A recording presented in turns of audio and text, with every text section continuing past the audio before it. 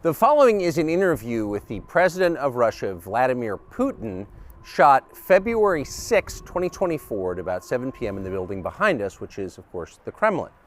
The interview, as you will see if you watch it, is primarily about the war in progress, the war in Ukraine, how it started, what's happening, and most pressingly, how it might end. One note before you watch. At the beginning of the interview, we asked the most obvious question, which is, why did you do this? Did you feel a threat, an imminent physical threat? And that's your justification. And the answer we got shocked us. Putin went on for a very long time, probably half an hour, about the history of Russia going back to the 8th century. And honestly, we thought this was a filibustering technique and found it annoying and interrupted him several times. And he responded he was annoyed by the interruption. But we concluded in the end, for what it's worth, that it was not a filibustering technique. There was no time limit on the interview. We ended it after more than 2 hours. Instead, what you're about to see seemed to us sincere, whether you agree with it or not. Vladimir Putin believes that Russia has a historic claim to parts of Western Ukraine. So our opinion would be to view it in that light, as a sincere expression of what he thinks. And with that, here it is. Mr. President, thank you. On February 22nd, 2022, you addressed your country in a nationwide address when the conflict in Ukraine started. And you said that you were acting because you had come to the conclusion that the United States, through NATO, might initiate a, quote, surprise attack on our country. And to American ears, that sounds paranoid. Tell us why you believe the United States might strike Russia out of the blue. How did you conclude that? It's not that America, the United States, was going to launch a surprise strike on Russia. I didn't say that. Are we having a talk show or a serious conversation? Here's the quote. Thank you. It's a formidable, serious talk. Because your basic education is in history, as far as I understand. Yes.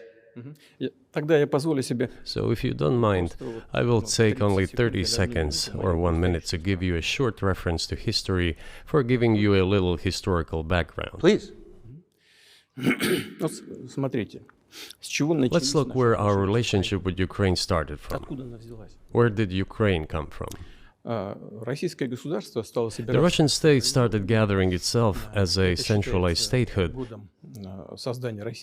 and it is considered to be the year of the establishment of the Russian state in 862,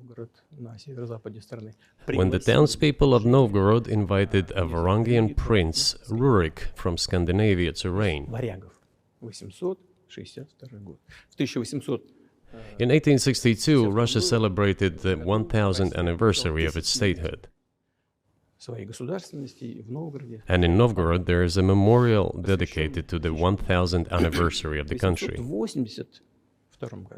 In 882, Rurik's successor, Prince Oleg, who was actually playing the role of regent at Rurik's younger son, because Rurik had died by that time, came to Kiev.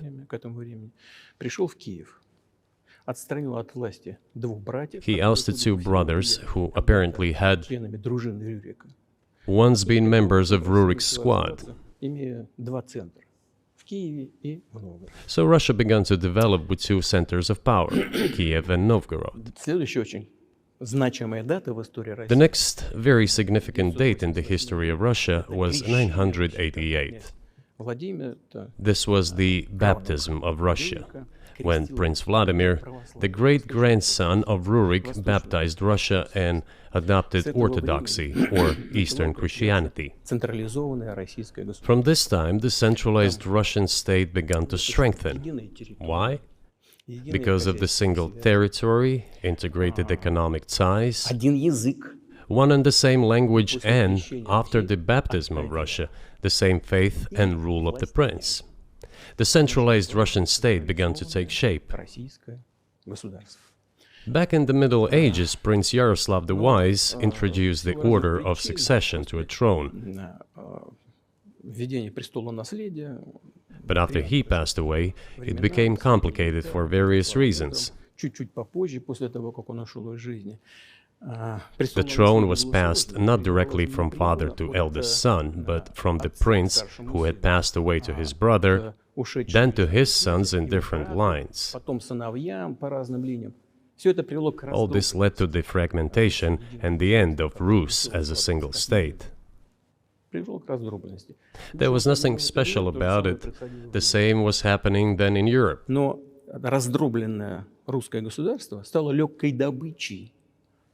But the fragmented Russian state became an easy prey to the empire created earlier by Genghis Khan. His successors, namely Batu Khan, came to Rus, plundered and ruined nearly all the cities. The southern part, including Kiev, by the way, and some other cities, simply lost independence, while northern cities preserved some of their sovereignty. They had to pay tribute to the horde, but they managed to preserve some part of their sovereignty. And then a unified Russian state began to take shape with its center in Moscow. The southern part of Russian lands, including Kiev, began to gradually gravitate towards another magnet, the center that was emerging in Europe. This was the Grand Duchy of Lithuania. It was even called the Lithuanian-Russian Duchy, because Russians were a significant part of this population. They spoke the old Russian language and were Orthodox. But then there was a unification, the union of the Grand Duchy of Lithuania and the Kingdom of Poland. A few years later, another union was signed, but this time already in the religious sphere. Some of the Orthodox priests became subordinate to the Pope. Thus, these lands became part of the Polish-Lithuanian state.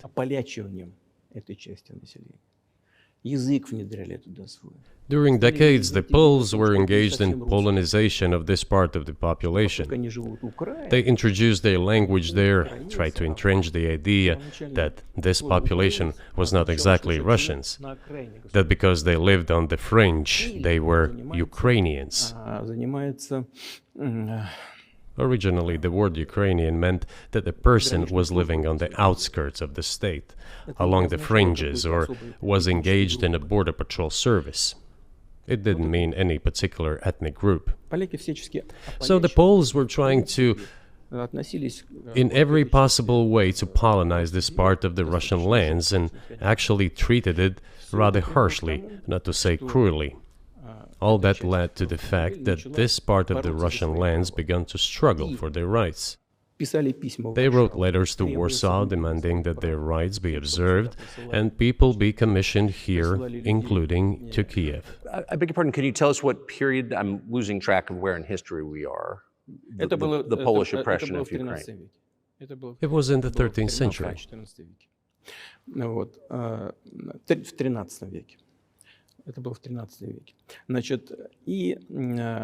Now I will tell you what happened later and give the dates so that there is no confusion. And in 1654, even a bit earlier, the people who were in control of the authority over that part of the Russian lands addressed Warsaw, I repeat, demanding that they send them to rulers of Russian origin and Orthodox faith. When Warsaw did not answer them, and in fact rejected their demands, they turned to Moscow, so that Moscow took them away. So that you don't think that I'm inventing things, I'll give you these documents. Well, it doesn't sound like you're inventing it. I'm not sure why it's relevant to what happened 2 years ago. But still, these are documents from the archives, copies. Here are the letters from Bogdan Khmelnytsky, the man who then controlled the power in this part of the Russian lands that is now called Ukraine. He wrote to Warsaw demanding that their rights be upheld. And after being refused, he began to write letters to Moscow, asking to take them under the strong hand of the Moscow Tsar. There are copies of these documents. I will leave them for your good memory. There is a translation into Russian. You can translate it into English later. Russia would not agree to admit them straight away, assuming that the war with Poland would start. Nevertheless, in 1654, the Pan-Russian Assembly of top clergy and landowners, headed by the Tsar, which was the representative body of the power of the old Russian state, decided to include a part of the old Russian lands into Moscow Kingdom. As expected, the war with Poland began. It lasted 13 years, and then in 1654, a truce was concluded. And 32 years later, I think, a peace treaty with Poland, which they called Eternal Peace, was signed. And these lands, the whole left bank of Dnieper, including Kiev, went to Russia. And the whole right bank of Dnieper remained in Poland.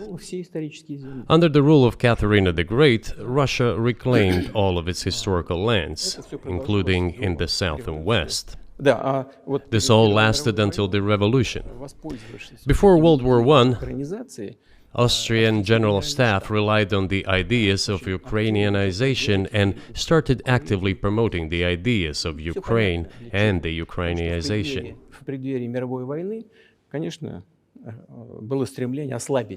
Their motive was obvious.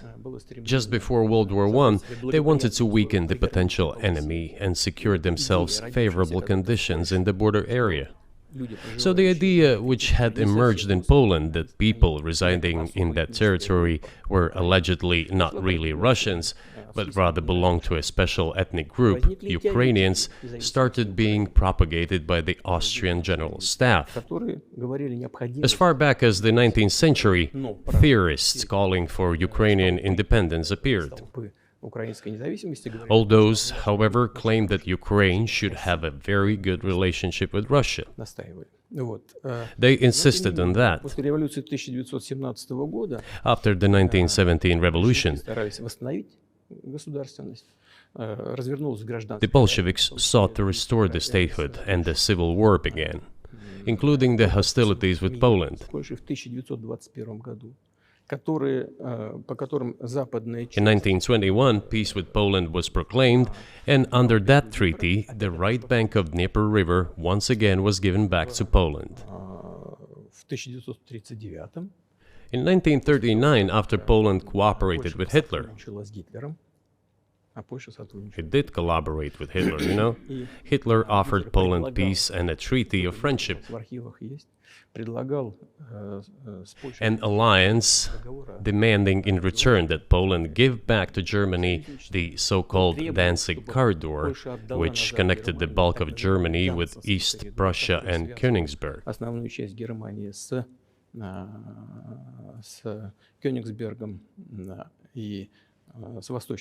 After World War I, this territory was transferred to Poland, and instead of Danzig, a city of Dansk emerged.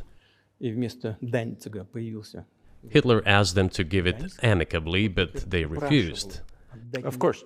Still, they collaborated with Hitler and engaged together in the partitioning of Czechoslovakia. But may I ask you, you're making the case that Ukraine, certainly parts of Ukraine, Eastern Ukraine, is in effect Russia, has been for hundreds of years.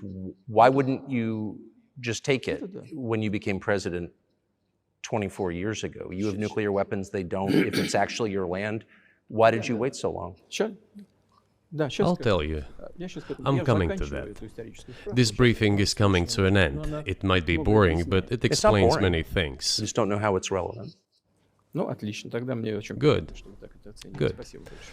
I'm so gratified that you appreciate that. Thank you. So, before World War II, Poland collaborated with Hitler, and although it did not yield to Hitler's demands, it still participated in the partitioning of Czechoslovakia together with Hitler, as the Poles had not given the Danzig corridor to Germany and went too far, pushing Hitler to start World War II by attacking them. Why was it Poland against whom the war started on 1st September 1939? Poland turned out to be uncompromising, and Hitler had nothing to do but start implementing his plans with Poland. By the way, the USSR, I have read some archive documents, behaved very honestly. It asked Poland's permission to transit its troops through the Polish territory to help Czechoslovakia. But the then Polish foreign minister said that if the Soviet planes flew over Poland, they would be downed over the territory of Poland. But that doesn't matter. What matters is that the war began, and Poland fell prey to the policies it had pursued against Czechoslovakia, as under the well-known Molotov-Ribbentrop Pact. Part of the territory, including western Ukraine, was to be given to Russia. Thus, Russia, which was then named the USSR, regained its historical lands. After the victory in the Great Patriotic War, as we call World War II, all those territories were ultimately enshrined as belonging to Russia, to the USSR. As for Poland, it received, apparently in compensation, the lands which had originally been German. The eastern parts of Germany, these are now western lands of Poland. Of course, Poland regained access to the Baltic Sea and Danzig, which was once again given its Polish name. So this was how this situation developed. In 1922, when the USSR was being established, the Bolsheviks started building the USSR and established the Soviet Ukraine, which had never existed before. Right.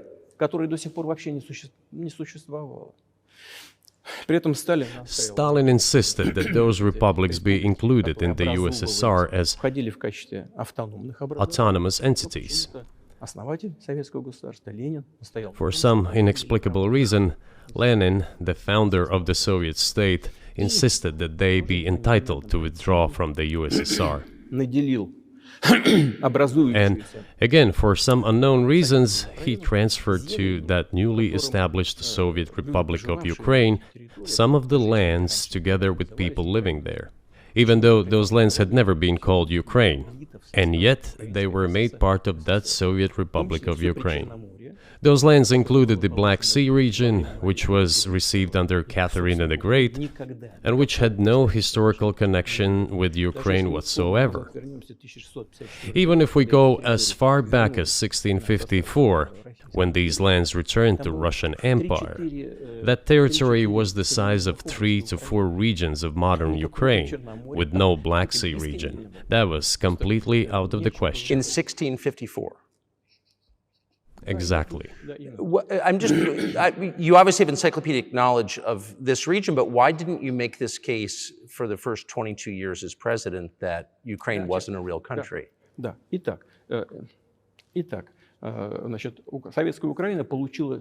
The Soviet Union was given a great deal of territory that had never belonged to it, including the Black Sea region.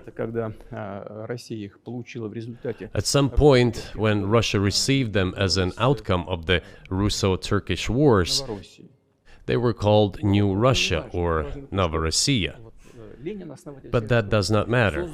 What matters is that Lenin, the founder of the Soviet state, established Ukraine that way.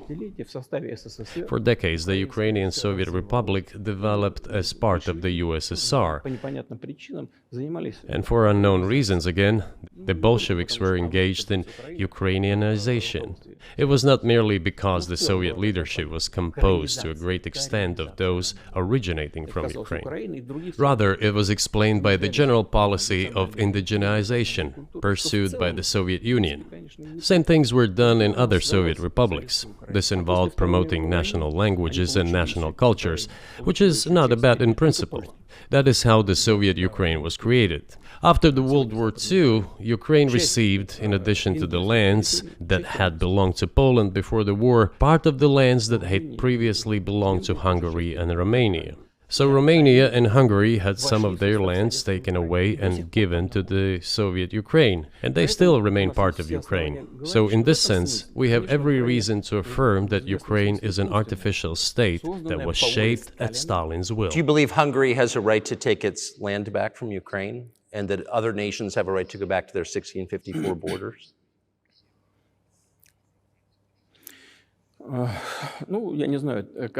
I'm not sure whether they should go back to the 1654 borders. But given Stalin's time, so-called Stalin's regime, which as many claim saw numerous violations of human rights and violations of the rights of other states,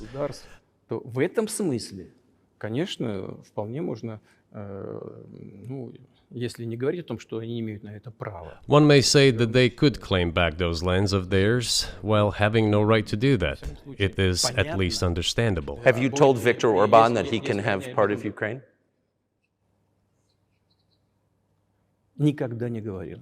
Never. I have never told him, not a single time. We have not even had any conversation on that, but I actually know for sure that Hungarians who live there wanted to get back to their historical land. Moreover, I would like to share a very interesting story with you. I digress, it's a personal one. Somewhere in the early 80s, I went on a road trip in a car from then Leningrad across the Soviet Union through Kiev, made a stop in Kiev, and then went to western Ukraine. I went to the town of Beregovoye, and all the names of towns and villages there were in Russian and in a language I did not understand, in Hungarian. In Russian and in Hungarian, not in Ukrainian, in Russian and in Hungarian.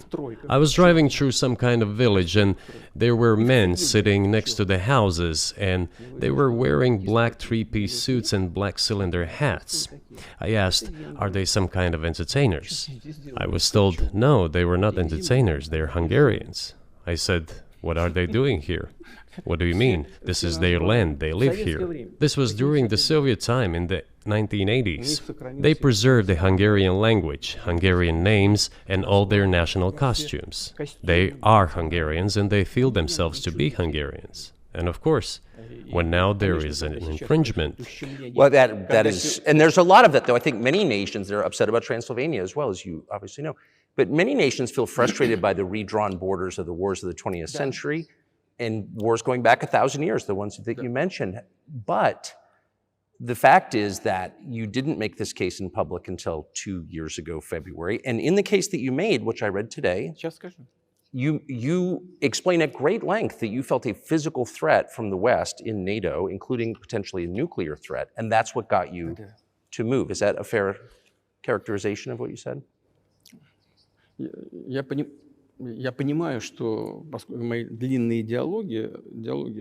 I understand that my long speeches probably fall outside of the genre of the interview. That is why I asked you at the beginning, are we going to have a serious talk or a show? You said a serious talk, so bear with me, please. We're coming to the point where the Soviet Ukraine was established. Then, in 1991, the Soviet Union collapsed, and everything that Russia had generously bestowed on Ukraine was dragged away by the latter. I'm coming to a very important point of today's agenda. Thank you. After all, the collapse of the Soviet Union was effectively initiated by the Russian leadership. I do not understand what the Russian leadership was guided by at the time, but I suspect there were several reasons to think everything would be fine.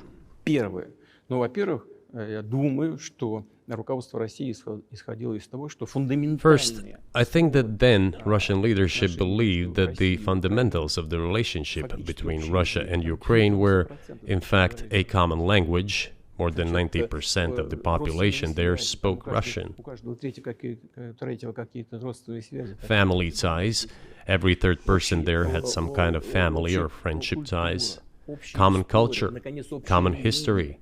finally, common faith, coexistence with a single state for centuries, and deeply interconnected economies.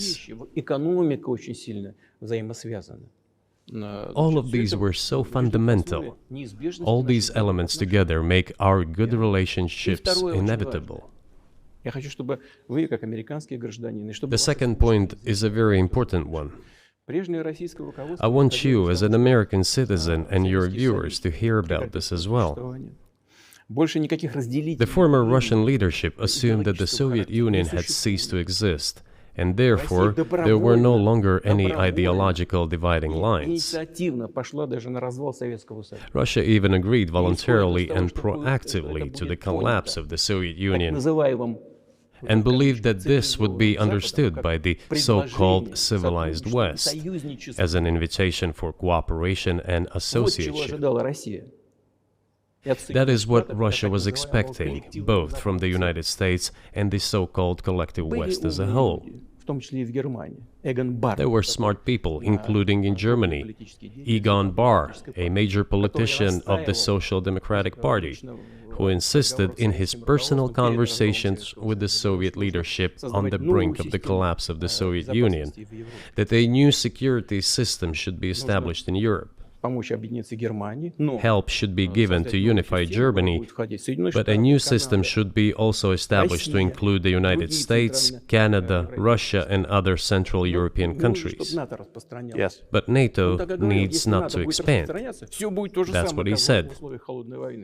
If NATO expands, everything would be just the same as during the Cold War, only closer to Russia's borders. That's all. He was a wise old man, but no one listened to him. In fact, he got angry once. If, he said, you don't listen to me, I'm never setting my foot in Moscow once again. Everything happened just as he had said. Well, of course, it did come true, and you've mentioned this many times. I think it's a fair point, and many in America thought that relations between Russia and the United States would be fine with the collapse of the Soviet Union and the end of the Cold War, that the opposite happened. But you've never explained why you think that happened, except to say that the West fears a strong Russia, but we have a strong China the West does not seem very afraid of. What about Russia do you think convinced policymakers they had to take it down? The West is afraid of strong China more than it fears a strong Russia, because Russia has 150 million people and China has 1.5 billion population, and its economy is growing by leaps and bounds, or 5% a year. It used to be even more. But that's enough for China. As Bismarck once put it, potentials are the most important. China's potential is enormous. It is the biggest economy in the world today in terms of purchasing power parity and the size of the economy. It has already overtaken the United States quite a long time ago, and it is growing at a rapid clip. Let's not talk about who is afraid of whom. Let's not reason in such terms.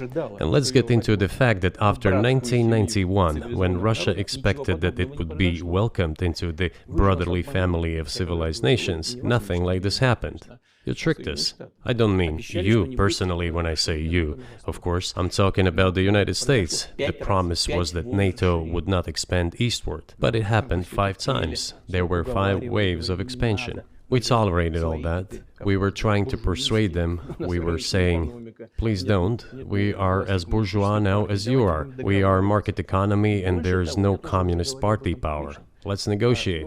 Moreover, I have also said this publicly before.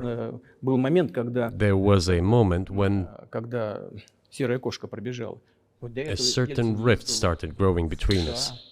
Before that, Yeltsin came to the United States. Remember, he spoke in Congress and said the good words, God bless America. Everything he said were signals. Let us in. Remember the developments in Yugoslavia before the Yeltsin was lavished with praise? As soon as the developments in Yugoslavia started, he raised his voice in support of Serbs, and we couldn't but raise our voices for Serbs in their defense. I understand that there were complex processes underway there, I do, but Russia could not help raising its voice in support of Serbs, because Serbs are also a special and close to us nation, with Orthodox culture and so on. It's a nation that has suffered so much for generations. Well, regardless, what is important is that Yeltsin expressed his support. What did the United States do? In violation of international law and the UN Charter, it started bombing Belgrade. It was the United States that let the genie out of the bottle. Moreover, when Russia protested and expressed its resentment, what was said? The UN Charter and international law have become obsolete. Now everyone invokes international law, but at that time they started saying that everything was outdated. Everything had to be changed. Indeed, some things need to be changed, as the balance of power has changed. It's true, but not in this manner. Yeltsin was immediately dragged through the mud, accused of alcoholism, of understanding nothing, of knowing nothing. He understood everything, I assure you. Well, I became president in 2000. I thought, okay, the Yugoslav issue is over, but we should try to restore relations. Let's reopen the door that Russia had tried to go through. And moreover, I said it publicly, I can reiterate. At a meeting here in the Kremlin with the outgoing President Bill Clinton, right here in the next room, I said to him, I asked him, Bill, do you think if Russia asked to join NATO, do you think it would happen? Suddenly he said, you know, it's interesting. I think so. But in the evening, when we met for dinner, he said, you know, I've talked to my team. No, it's not possible now. You can ask him. I think he will watch our interview. He'll confirm it. I wouldn't have said anything like that if it hadn't happened. Okay. Were you sincere? It's impossible now. Would you have joined NATO? Look, I asked the question, is it possible or not? And the answer I got was no. If I was insincere in my desire to find out what the leadership position was... But if he had said yes, would you have joined NATO?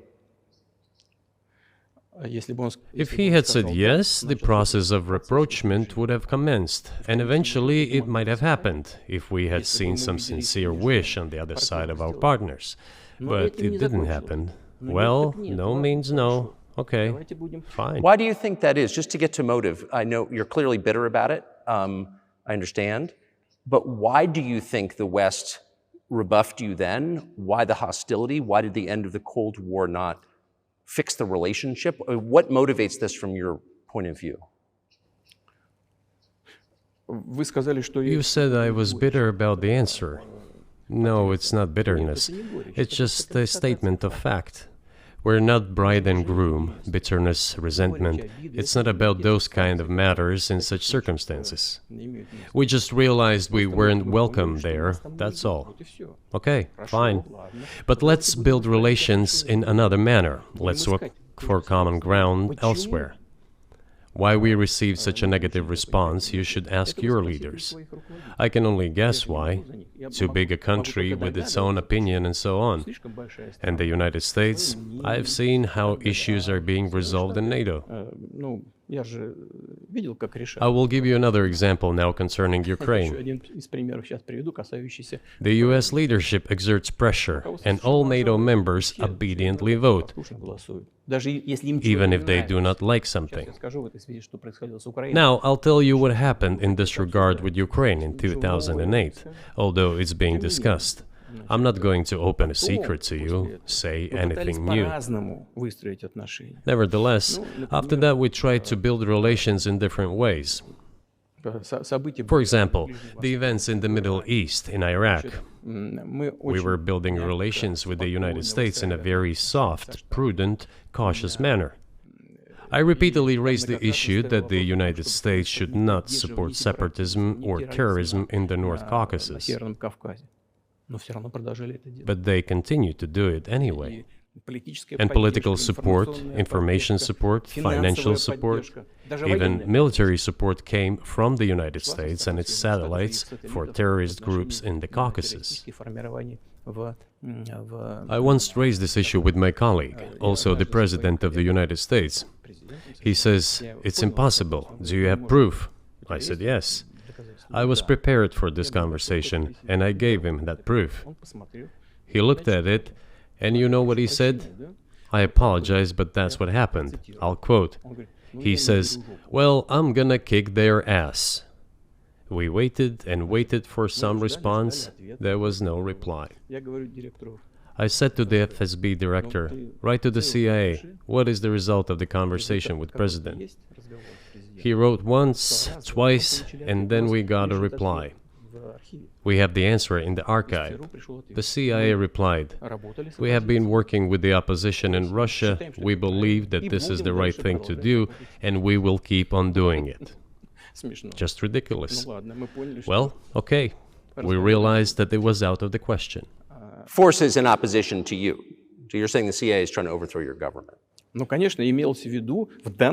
course, they meant in that particular case the separatists, the terrorists who fought with us in the Caucasus. That's who they called the opposition. This is the second point.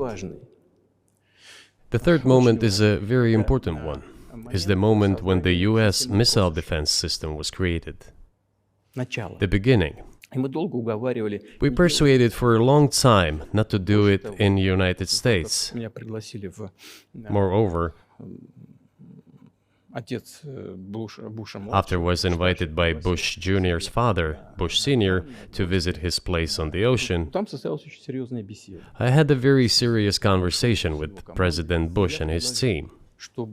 I proposed that the United States, Russia, and Europe jointly create a missile defense system that, we believe, if created unilaterally, threatens our security, despite the fact that the United States officially said that it was being created against missile threats from Iran.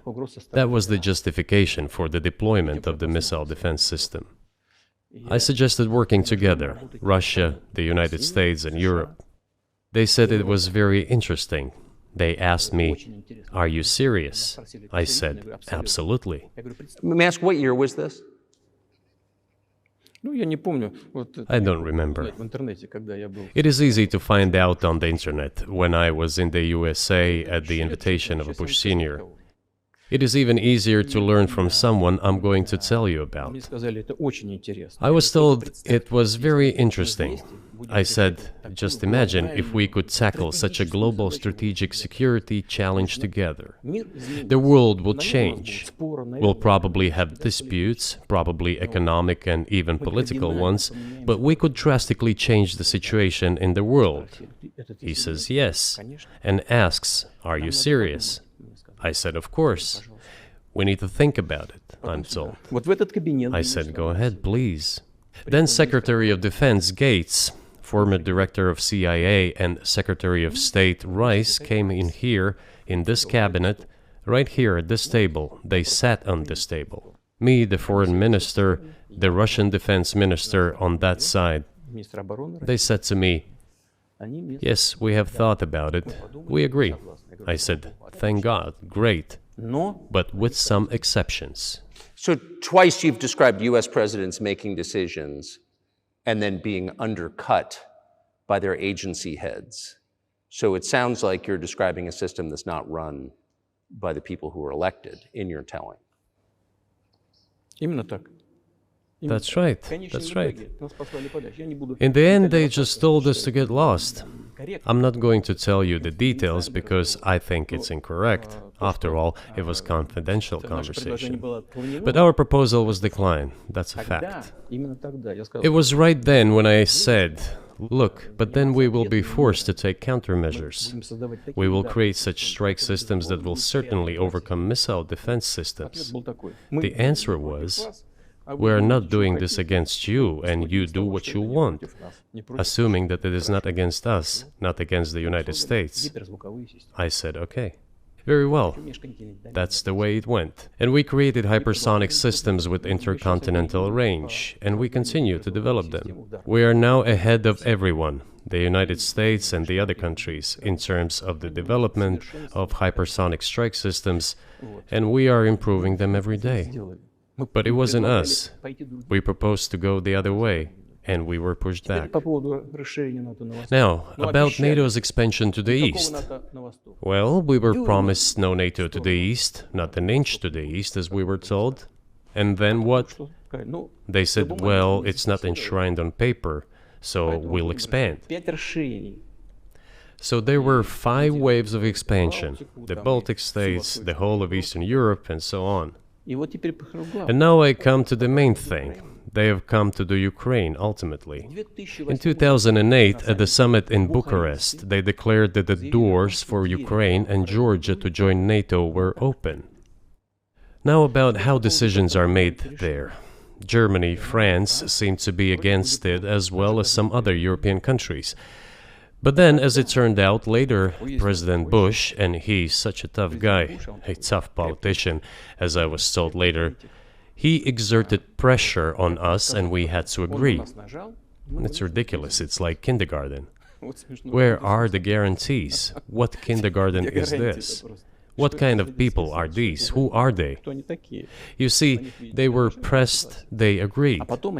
And then they say, Ukraine won't be in the NATO, you know? I say, I don't know. I know you agreed in 2008.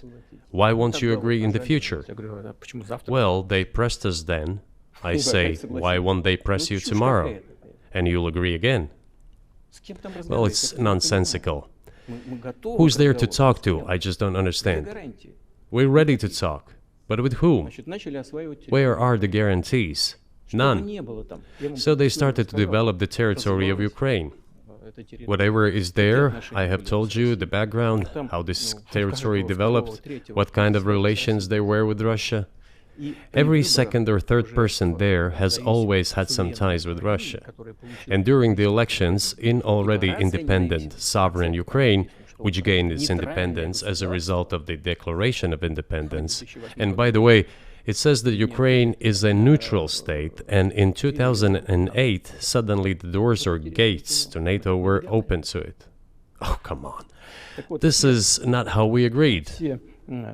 Now, all the presidents that have come to power in Ukraine, they relied on electorate with a good attitude to Russia in one way or the other.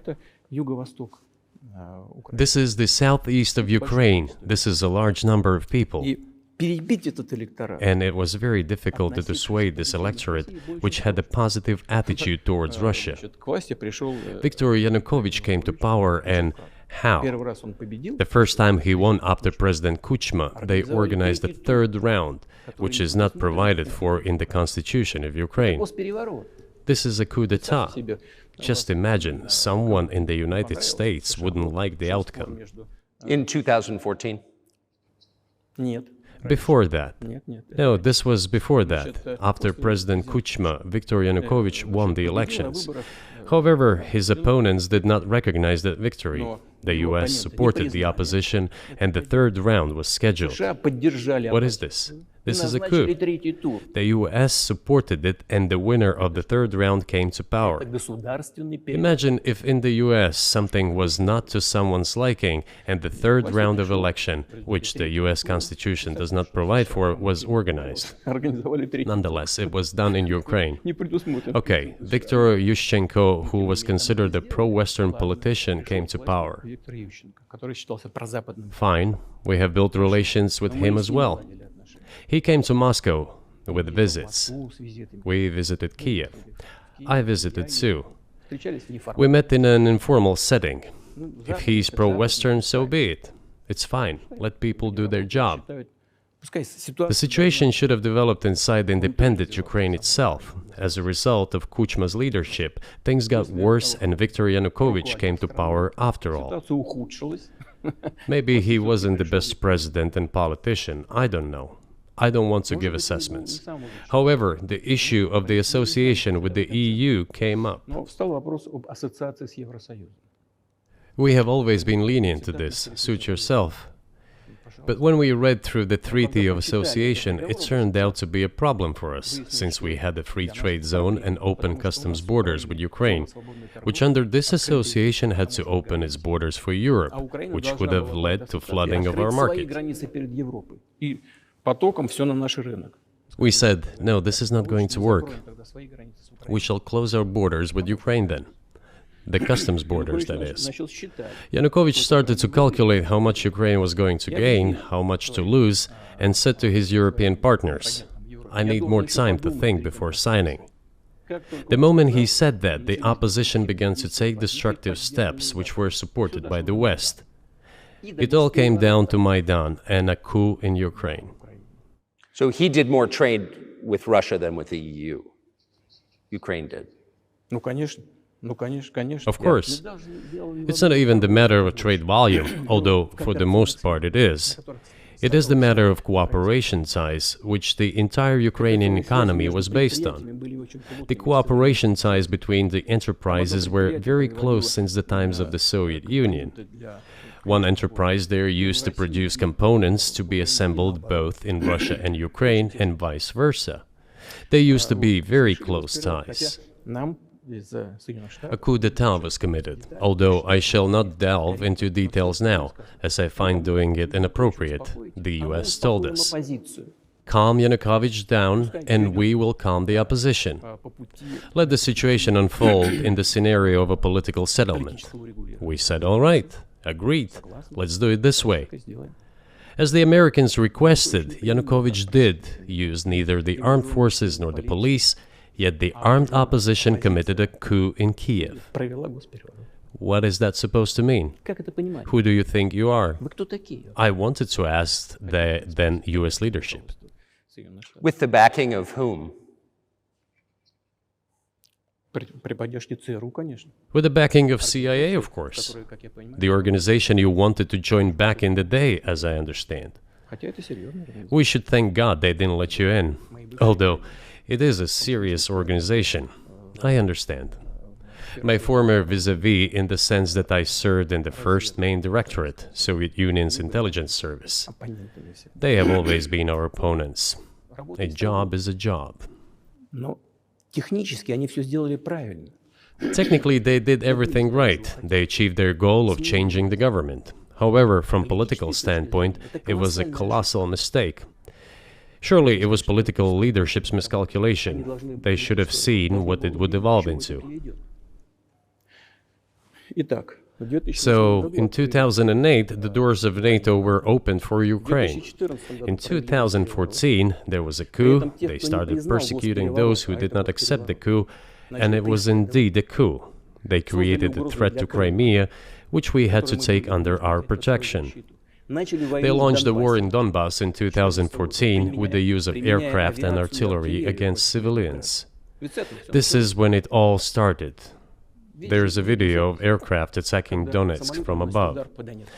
They launched a large-scale military operation, then another one. When they failed, they started to prepare the next one. All this against the background of military development of this territory and opening of NATO's doors. How could we not express concern over what was happening? From our side, this would have been a culpable negligence. That's what it would have been. It's just that the US political leadership pushed us to the line we could not cross, because doing so could have ruined Russia itself. Besides, we could not leave our brothers in faith, in fact, a part of Russian people, in the face of this war machine. But that was 8 years before the current conflict started. So what was the trigger for you? What was the moment where you decided you had to do this?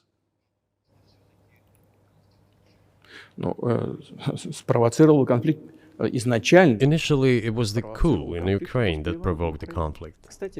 By the way, back then the representatives of 3 European countries, Germany, Poland and France, arrived. They were the guarantors of the signed agreement between the government of Yanukovych and the opposition. They signed it as guarantors. Despite that, the opposition committed a coup, and all these countries pretended that they didn't remember that they were guarantors of the peaceful settlement. They just threw it in the stove right away, and nobody recalls that. I don't know if the US know anything about the agreement between the opposition and the authorities, and its three guarantors who, instead of bringing this whole situation back in the political field, supported the coup. Although it was meaningless, believe me, because President Yanukovych agreed to all conditions. He was ready to hold an early election, which he had no chance of winning, frankly speaking. Everyone knew that. Then why the coup? Why the victims? Why threatening Crimea? Why launching an operation in Donbass? This I do not understand. That is exactly what the miscalculation is. CIA did its job to complete the coup. I think one of the deputy secretaries of state said that it cost a large sum of money, almost 5 billion. But the political mistake was colossal. Why would they have to do that? All this could have been done legally, without victims, without military action, without losing Crimea. We would have never considered to even lift a finger if it hadn't been for the bloody developments on Maidan. Because we agreed with the fact that after the collapse of the Soviet Union, our borders should be along the borders of former Union's republics. We agreed to that. But we never agreed to NATO's expansion, and moreover, we never agreed that Ukraine would be in NATO. We did not agree to NATO bases there without any discussion with us. For decades, we kept asking, don't do this, don't do that.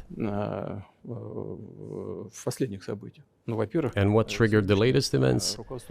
Firstly, the current Ukrainian leadership declared that it would not implement the Minsk agreements, which had been signed, as you know, after the events of 2014 in Minsk, where the plan of peaceful settlement in Donbass was set forth.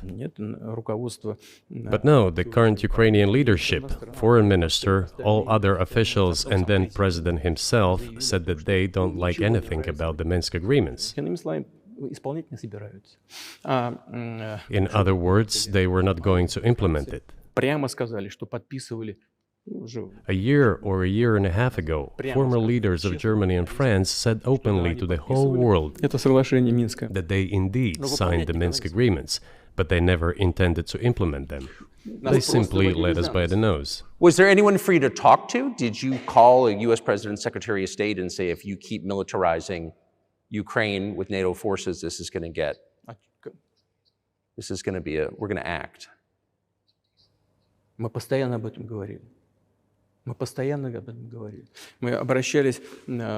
We talked about this all the time.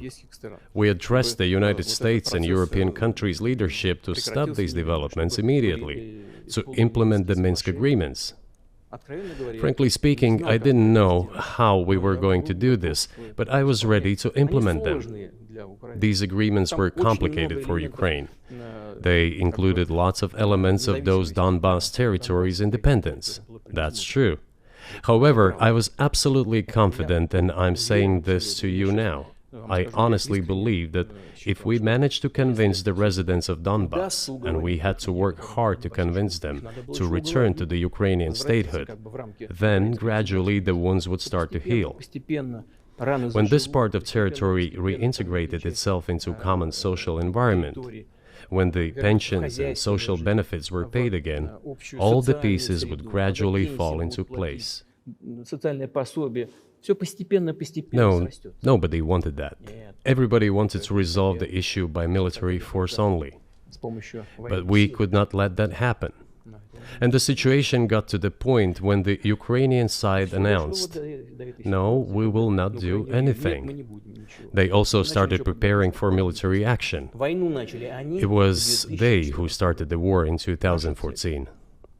Our goal is to stop this war. And we did not start this war in 2022. This is an attempt to stop it. Do you think you've stopped it now? I mean, have you achieved your aims? No, we haven't achieved our aims yet, because one of them is denazification. This means the prohibition of all kinds of neo-Nazi movements. This is one of the problems that we discussed during the negotiation process, which ended in Istanbul early this year.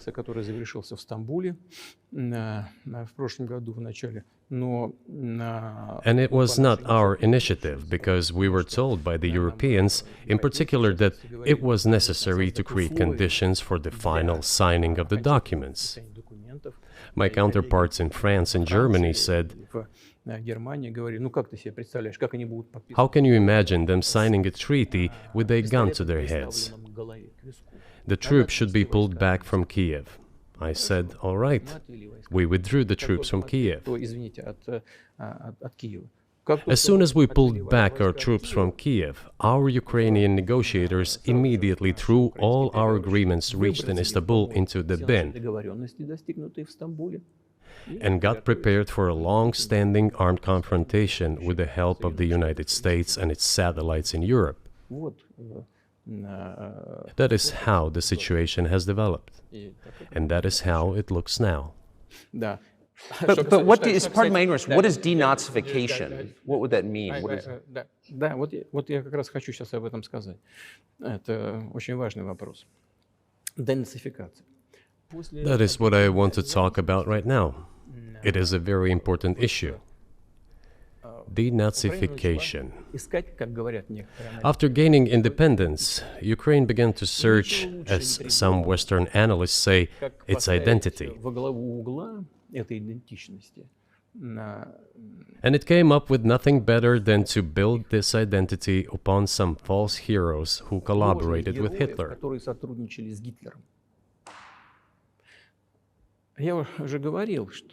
I have already said that in the early 19th century, when the theorists of independence and sovereignty of Ukraine appeared, they assumed that an independent Ukraine should have very good relations with Russia. But due to the historical development, those territories were part of the Polish-Lithuanian Commonwealth. Poland, where Ukrainians were persecuted and treated quite brutally, as well as were subject to cruel behavior. There were also attempts to destroy their identity. All this remained in the memory of the people. When World War II broke out, part of this extremely nationalist elite collaborated with Hitler, believing that he would bring them freedom. The German troops, even the SS troops, made Hitler's collaborators do the dirtiest work of exterminating the Polish and Jewish population. Hence this brutal massacre of the Polish and Jewish population, as well as the Russian population too.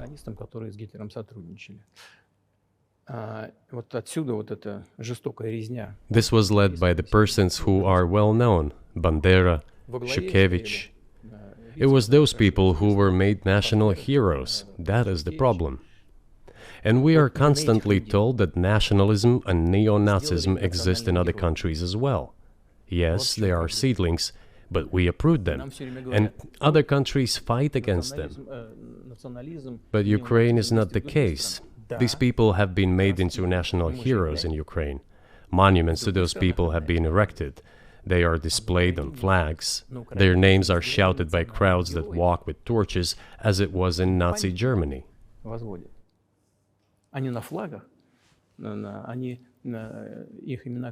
These were people who exterminated Poles, Jews, and Russians.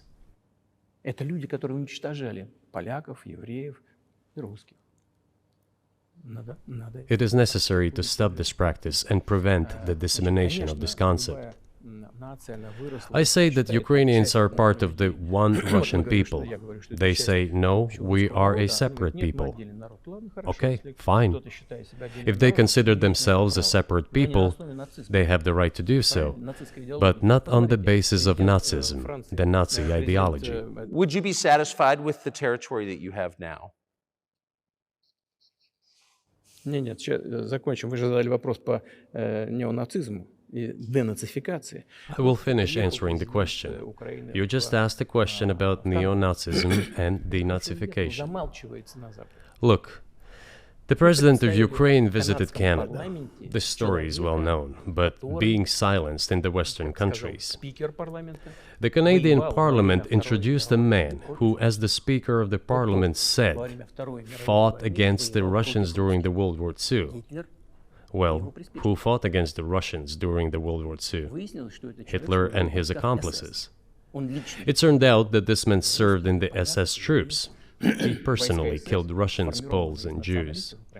The SS troops consisted of Ukrainian nationalists who did this dirty work. The president of Ukraine stood up with the entire Parliament of Canada and applauded this man. How can this be imagined?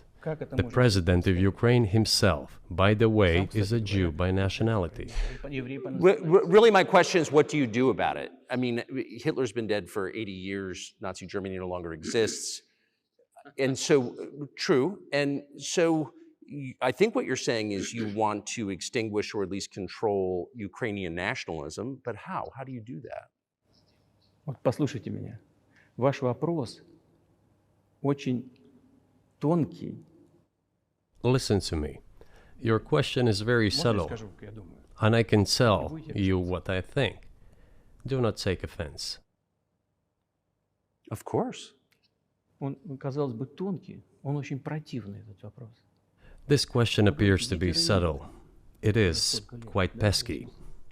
Значит, You say Hitler has been dead for so many years, 80 years. But his example lives on. People who exterminated Jews, Russians, and Poles are alive. And the president, the current president of today's Ukraine, applauds him in the Canadian Parliament, gives a standing ovation. Can we say that we have completely uprooted this ideology if what we see is happening today? That is what denazification is in our understanding. We have to get rid of those people who maintain this concept and support this practice and try to preserve it. That is what denazification is. That is what we mean. Right. My question was a little more specific. It was, of course, not a defense of Nazis, neo or otherwise. It was a practical question. You don't control the entire country. You don't control Kiev. You don't seem like you want to. So how do you eliminate a culture or an ideology or feelings or a view of history in a country that you don't control? What do you do about that? А вы знаете, как вам не покажется странным, в ходе переговоров в Стамбуле... You know, as strange as it may seem to you, during the negotiations in Istanbul, we did agree that we have it all in writing. Neo-Nazism would not be cultivated in Ukraine, including that it would be prohibited at the legislative level. Mr. Carlson, we agreed on that.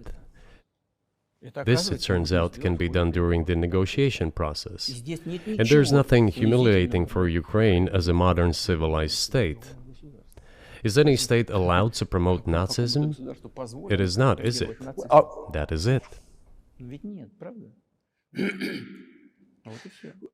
Will there be talks, and why haven't there been talks about resolving the conflict in Ukraine, peace talks?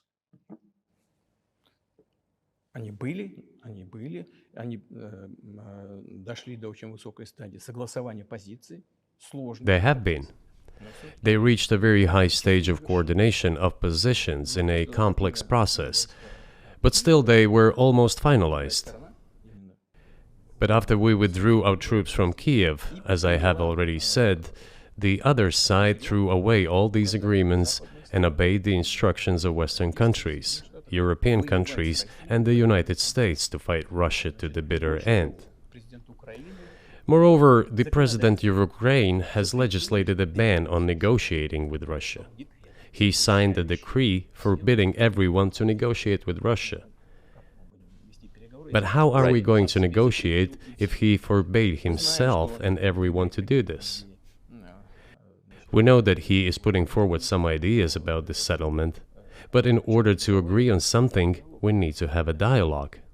Is that not right? Well, but you wouldn't be speaking to the Ukrainian president, you'd be speaking to the American president. When was the last time you spoke to Joe Biden? I cannot remember when I talked to him. I do not remember. We can look it up. You don't remember? No. Why? Do I have to remember everything? I have my own things to do. We have domestic political affairs. Well, he's funding the war that you're fighting, so I would think that would be memorable.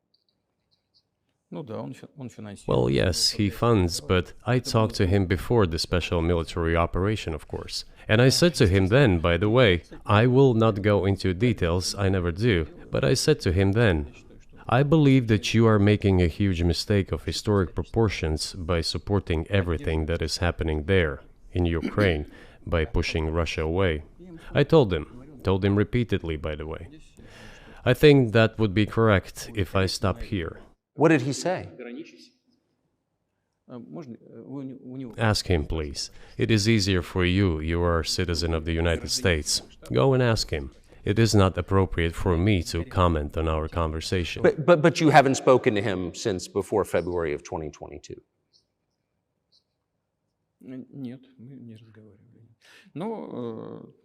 No, we haven't spoken. Certain contacts are being maintained, though. Speaking of which, do you remember what I told you about my proposal to work together on a missile defense system? Yes. You can ask all of them. All of them are safe and sound, thank God. The former president, Condoleezza, is safe and sound, and I think Mr. Gates and the current director of the intelligence agency, Mr. Burns, the then ambassador to Russia, in my opinion, are very successful ambassador. They were all witnesses to these conversations. Ask them. Same here. If you are interested in what Mr. President Biden responded to me, ask him. At any rate, I talked to him about it. I'm definitely interested, but from the outside, it seems like this could devolve or evolve into something that brings the entire world into conflict and could initiate a nuclear launch. And so why don't you just call Biden and say, let's work this out?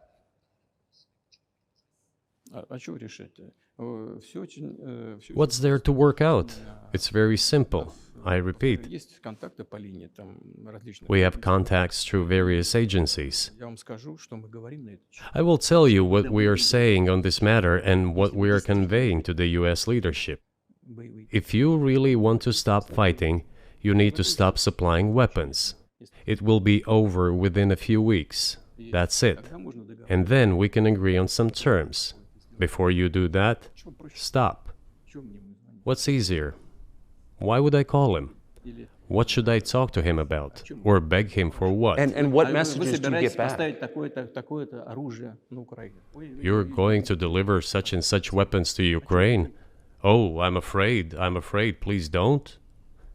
What is there to talk about? Do you think NATO is worried about this becoming a global war or a nuclear conflict? At least that's what they're talking about. And they're trying to intimidate their own population with an imaginary Russian threat. This is an obvious fact. And thinking people, not Philistines, but thinking people, analysts, those who are engaged in real politics, just smart people, understand perfectly well that this is a fake. They're trying to fuel the Russian threat. The threat I think you're referring to is a Russian invasion of Poland, Latvia, expansionist behavior. Can you imagine a scenario where you sent Russian troops to Poland?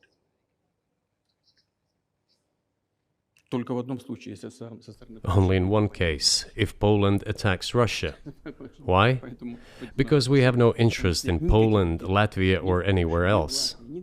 Why would we do that? We simply don't have any interest. It's just threat-mongering. Well, the argument, I know you know this, is that, well, he invaded Ukraine, he has territorial aims across the continent, and you're saying unequivocally you don't.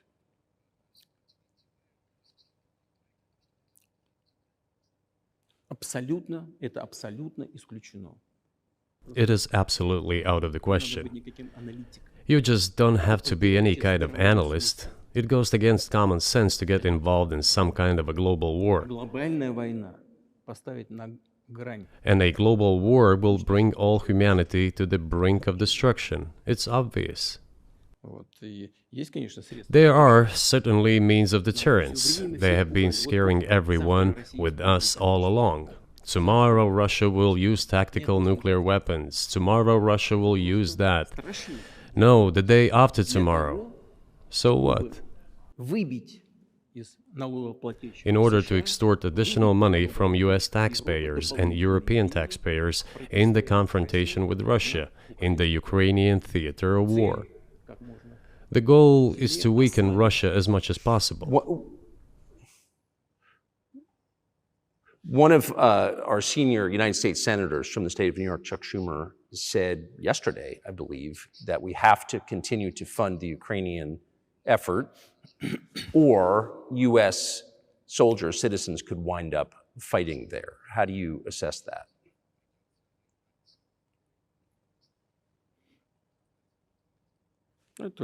Это провокация. This is a provocation, and a cheap provocation at that. Американские солдаты должны воевать. I do not understand why American soldiers should fight in Ukraine. There are mercenaries from the United States there. The bigger number of mercenaries comes from Poland, with mercenaries from the United States in second place and mercenaries from Georgia in third place. Безусловно. Well, if somebody has the desire to send regular troops, that would certainly bring humanity to the brink of very serious global conflict. This is obvious. Do the United States need this? What for? Национальной территории. У вас нечем заниматься. Thousands of miles away from your national territory. На границе полно. Проблемы с Don't you have anything better to do? с государством. You have issues on the border, issues with migration, issues with the national debt, more than $33 trillion. You have nothing better to do, so you should fight in Ukraine? Понимая ситуацию, которая складывается. Wouldn't it be better to negotiate with Russia? Make an agreement, already understanding the situation that is developing today, realizing that Russia will fight for its interests to the end? К здравому смыслу. And realizing this, actually return to common sense, start respecting our country and its interests, and look for certain solutions. Мне кажется, что это гораздо умнее. It seems to me that this is much smarter and more rational. Who blew up Nord Stream? You for sure. I was busy that day. Nate, do you have I did not blow up Nord Stream. Thank you, though. У вас лично, может быть, есть алиби. У вас лично. You personally may have an alibi, but the CIA has no such alibi. Do you have evidence that NATO or the CIA did it?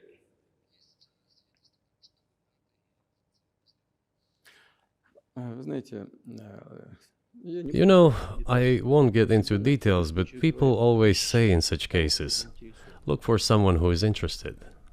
But in this case, we should not only look for someone who is interested, but also for someone who has capabilities. Because there may be many people interested, but not all of them are capable of sinking to the bottom of the Baltic Sea and carrying out this explosion.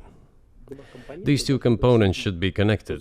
Who is interested and who is capable of doing it? But I'm confused. I mean, that's the biggest act of industrial terrorism ever, and it's the largest emission of CO2 in history. Okay, so if you had evidence, and presumably given your security services, your intel services, you would, that NATO, the US, CIA, the West, did this, why wouldn't you present it and win a propaganda victory?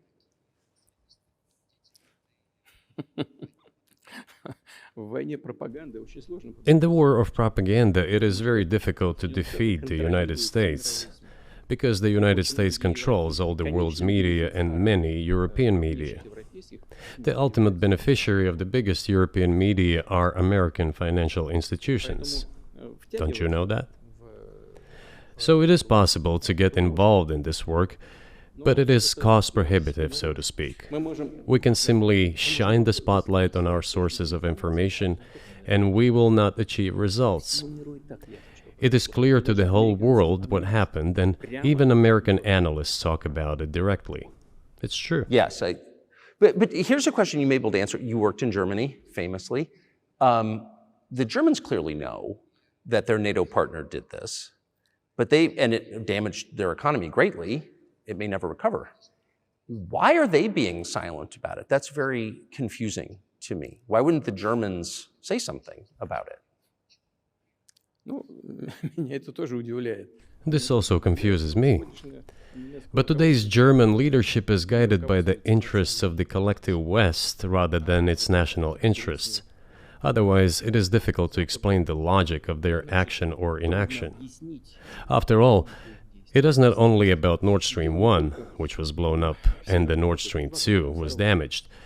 But one pipe is safe and sound, and gas can be supplied to Europe through it. But Germany does not open it. We are ready, please. There's another route through Poland, called Yamal Europe, which also allows for large flow. Poland has closed it, but Poland packs from the German hand. It receives money from the pan-European funds, and Germany is the main donor to these pan-European funds. Germany feeds Poland to a certain extent, and they close their route to Germany. Why? I don't understand. Ukraine, to which the Germans supply weapons and give money. Germany is the second sponsor of the United States in terms of financial aid to Ukraine. There are two gas routes through Ukraine. They simply closed one route, the Ukrainians. Open the second route and please get gas from Russia. They do not open it. Why don't the Germans say, look guys, we give you money and weapons, open up the valve, please, let the gas from Russia pass through for us. We're buying liquefied gas at exorbitant prices in Europe, which brings the level of our competitiveness and economy in general down to zero. Do you want us to give you money? Let us have the decent existence. Make money for our economy, because this is where the money we give you comes from. They refuse to do so. Why? Ask them. That is what is like in their heads. Those are highly incompetent people. Well, maybe the world is breaking into two hemispheres, one with cheap energy, the other without. And I want to ask you that. If we're now a multipolar world, obviously we are, can you describe the blocks of alliances? Who is in each side, do you think? Listen, you have said that the world is breaking into two hemispheres. A human brain is divided into two hemispheres. One is responsible for one type of activities, the other one is more about creativity and so on. But it is still one and the same head. The world should be a single whole. Security should be shared rather than meant for the golden billion. That is the only scenario where the world could be stable, sustainable, and predictable. Until then, while the head is split in two parts, it is an illness, a serious adverse condition. It is a period of severe disease that the world is going through now. But I think that, thanks to honest journalism, this work is akin to work of the doctors. This could somehow be remedied. Well, let's just give one example, the US dollar, which has kind of united the world in a lot of ways, maybe not to your advantage, but certainly to ours. Is that going away as the reserve currency, the universally accepted currency? How have sanctions, do you think, changed the dollar's place in the world?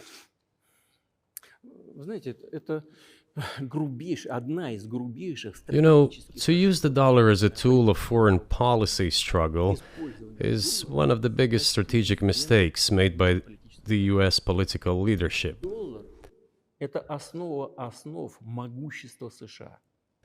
The dollar is the cornerstone of the United States power.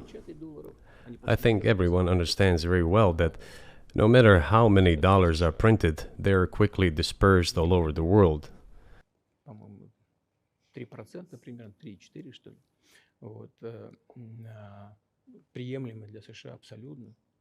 Inflation in the United States is minimal.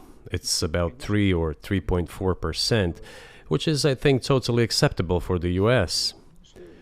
But they won't stop printing. What does the debt of $33 trillion tell us about? It is about the emission. политическое руководство приняло решение использовать доллар в качестве инструмента политической борьбы. Nevertheless, it is the main weapon used by the United States to preserve its power across the world. As soon as the political leadership decided to use the US dollar as a tool of political struggle, a blow was dealt to this American power. I would not like to use any strong language, but it is a stupid thing to do and a grave mistake. Сокращаются запасы доллара сейчас. Все смотрят на то, что происходит, и начинают искать возможности. Look at what is going on in the world. Even the United States allies are now downsizing their dollar reserves. Seeing this, everyone starts looking for ways to protect themselves.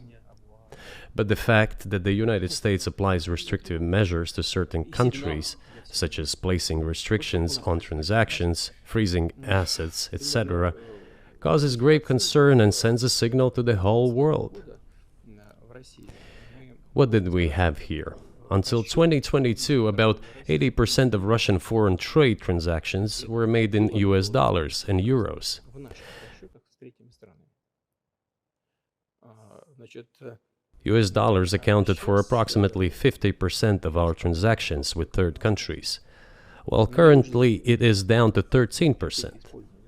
It wasn't us who banned the use of the US dollar. США приняли решение ограничить наши расчеты в долларах.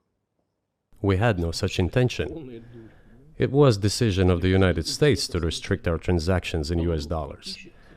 I think it is complete foolishness from the point of view of the interests of the United States itself and its taxpayers, as it damages the US economy, undermines the power of the United States across the world. By the way, our transactions in yuan accounted for about 3%. Сейчас 34%. Today, 34% of our transactions are made in rubles, and about as much, a little over 34% in yuan. Зачем Соединенные Штаты это сделали? Why did the United States do this? My only guess is self-conceit. They probably thought it would lead to full collapse, but nothing collapsed. Moreover, other countries, including oil producers, are thinking of and already accepting payments for oil in yuan. Do you even realize what is going on or not? Ну, вы понимаете, что это такое происходит? Does anyone in the United States realize this? Понимает это в тех же Соединенных Штатах? What are you doing? You are cutting yourself off. All experts say this. То, что всегда... Ask any intelligent and thinking person in the United States what the dollar means for the US. But You're killing it with your own hands. I think that's I think that's a fair assessment. The question is what comes next, and maybe you trade one colonial power for another, much less sentimental and forgiving colonial power. I mean, is the BRICS, for example, in danger of being completely dominated by the Chinese economy in a way that's not good for their sovereignty? Do you worry about that? Эти страшилки нам... Well, we have heard those boogeyman stories before. It is a boogeyman story. We're neighbors with China. You cannot choose neighbors just as you cannot choose close relatives. We share a border of 1,000 kilometers with them. This is number one. Second, we have a centuries-long history of coexistence. We're used to it. Third, China's foreign policy philosophy is not aggressive. Its idea is to always look for compromise, and we can see that. The next point is as follows. We are always told the same boogeyman story, and here it goes again, through an euphemistic form, but it is still the same boogeyman story. The cooperation with China keeps increasing. The pace at which China's cooperation with Europe is growing is higher and greater than that of the growth of Chinese-Russian cooperation. Ask Europeans, aren't they afraid? They might be, I don't know. But they are still trying to access China's market at all costs, especially now that they are facing economic problems. Chinese businesses are also exploring the European market. Do Chinese businesses have small presence in the United States? Yes, the political decisions are such that they are trying to limit their cooperation with China. It is to your own detriment, Mr. Tucker, that you are limiting cooperation with China. You are hurting yourself. It is a delicate matter, and there are no silver bullet solutions, just as it is with the dollar. So, before introducing any illegitimate sanctions, illegitimate in terms of the Charter of the United Nations, one should think very carefully. For decision makers, this appears to be a problem. So you said a moment ago that the world would be a lot better if it weren't broken into competing alliances, if there was cooperation globally. One of the reasons you don't have that is because the current American administration is dead set against you. Do you think if there were a new administration after Joe Biden that you would be able to reestablish communication with the US government? Or does it not matter who the president is?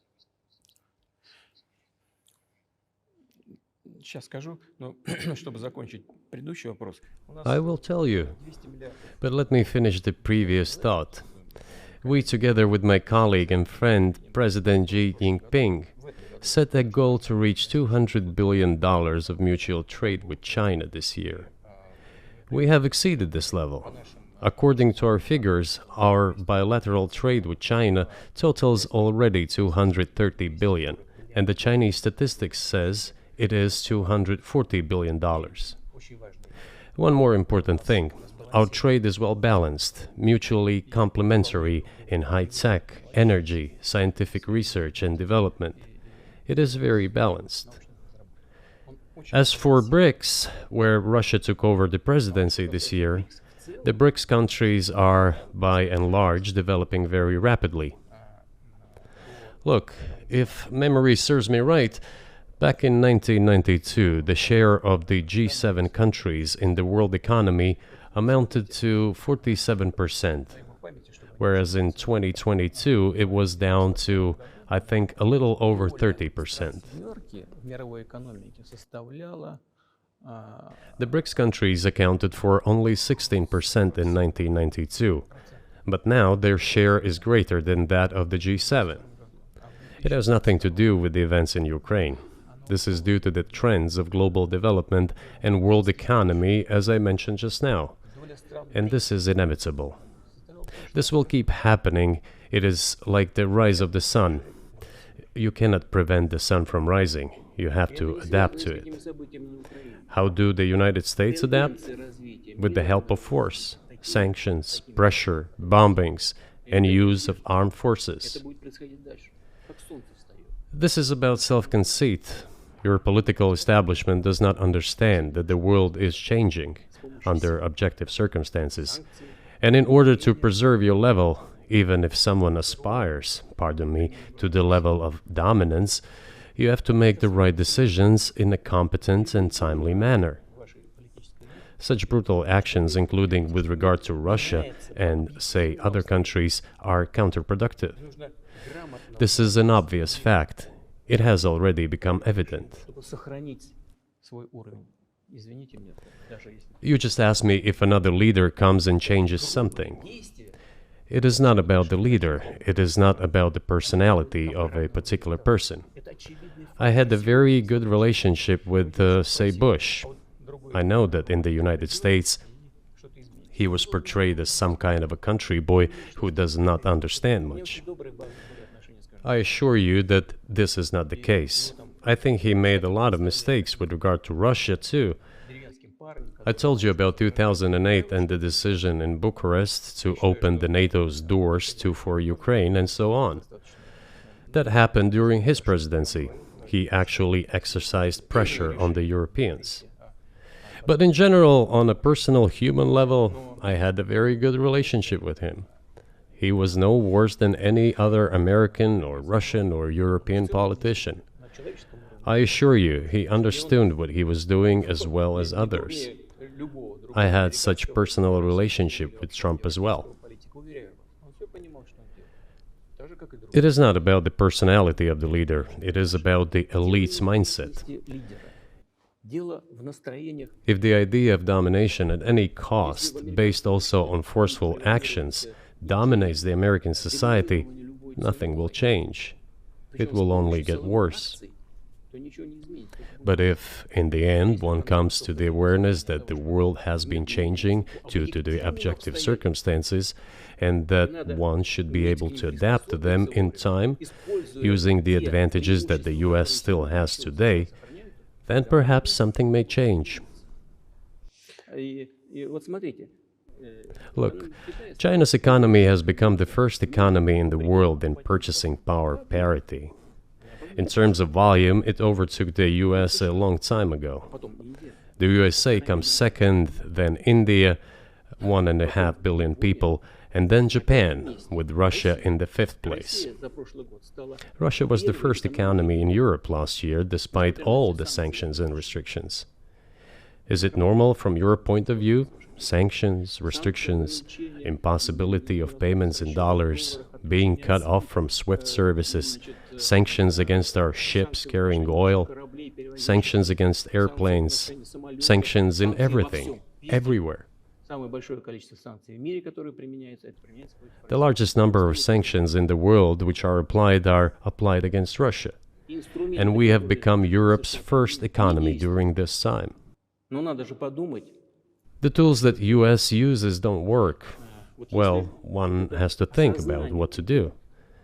If this realization comes to the ruling elites, then yes, then the first person of the state will act in anticipation of what the voters and the people who make decisions at various levels expect from this person. Then maybe something will change. But you're describing two different systems. You say that the leader acts in the interest of the voters, but you also say these decisions are not made by the leader, they're made by the ruling classes. You've run this country for so long, you've known all these American presidents. What are those power centers in the United States, do you think? Like, who actually makes the decisions?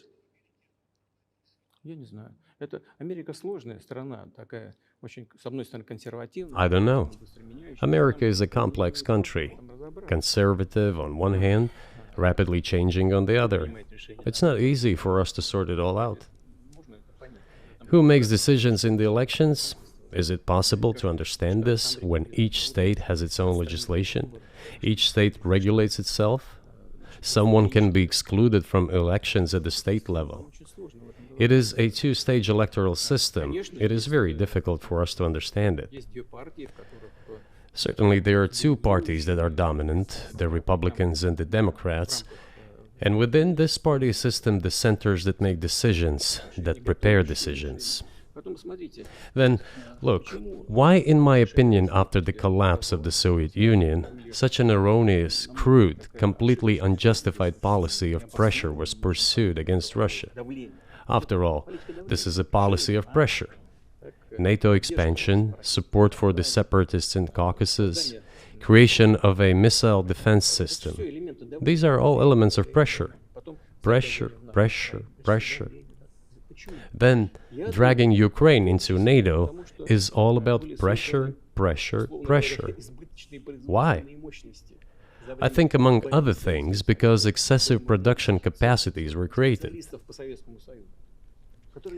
During the confrontation with the Soviet Union, there were many centers created and specialists on the Soviet Union who could not do anything else. They convinced the political leadership that it is necessary to continue chiseling Russia, to try to break it up, to create on this territory several quasi-state entities, and to subdue them in a divided form, to use their combined potential for the future struggle with China. This is a mistake, including the excessive potential of those who worked for the confrontation with the Soviet Union. It is necessary to get rid of this. There should be new, fresh forces, people who look into the future and understand what is happening in the world. Look at how Indonesia is developing. 600 million people. Where can we get away from that? Nowhere. We just have to assume that Indonesia will enter, it is already in, the club of the world's leading economies, no matter who likes it or dislikes it.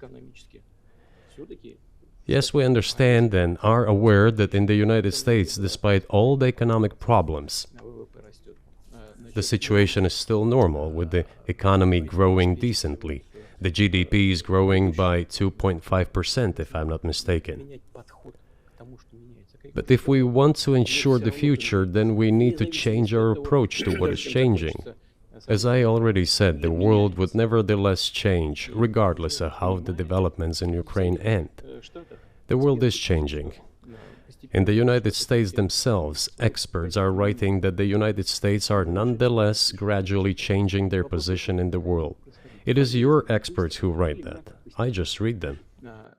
The only question is how this would happen, painfully and quickly, or gently and gradually. And this is written by people who are not anti-American. They simply follow global development trends. That's it. And in order to assess them and change policies, we need people who think, look forward, can analyze and recommend certain decisions at the level of political leaders. I just have to ask, you've said clearly that NATO expansion eastward is a violation of the promise you all were made in 1990. It's a threat to your country. Right before you sent troops into Ukraine, the Vice President of the United States went to the Munich Security Conference and encouraged the President of Ukraine to join NATO. Do you think that was an effort to provoke you into military action?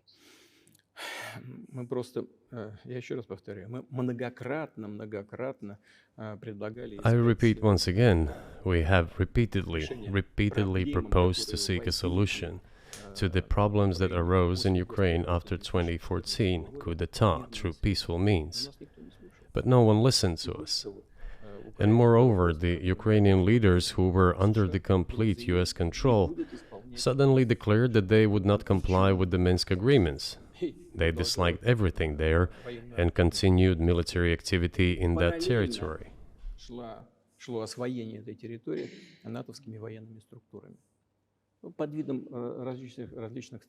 And in parallel, that territory was being exploited by NATO military structures under the guise of various personnel training and retraining centers.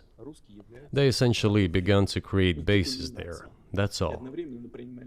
Ukraine announced that the Russians were a non-titular nationality, while passing the laws that limit the rights of non-titular nationalities in Ukraine.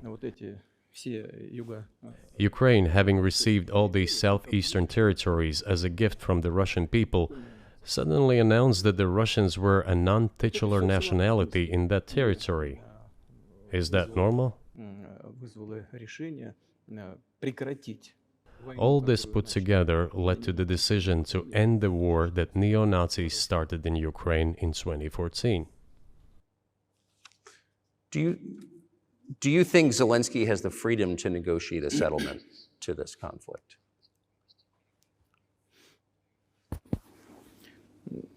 I don't know the details. Of course, it's difficult for me to judge.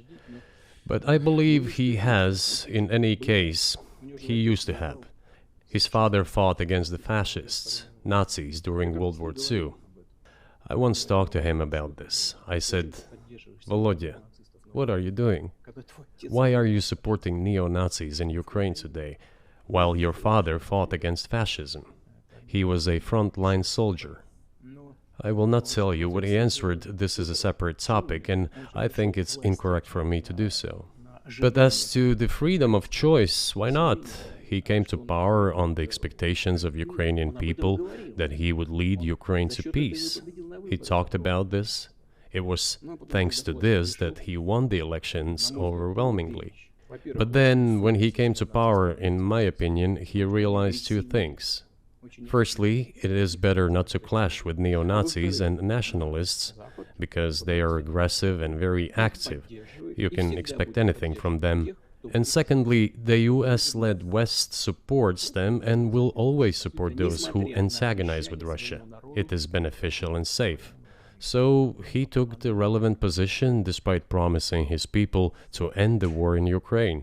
He deceived his voters. But do you think at this point, as of February 2024, he has the latitude, the freedom to speak with you or your government directly about putting an end to this, which clearly isn't helping his country or the world? Can he do that, do you think?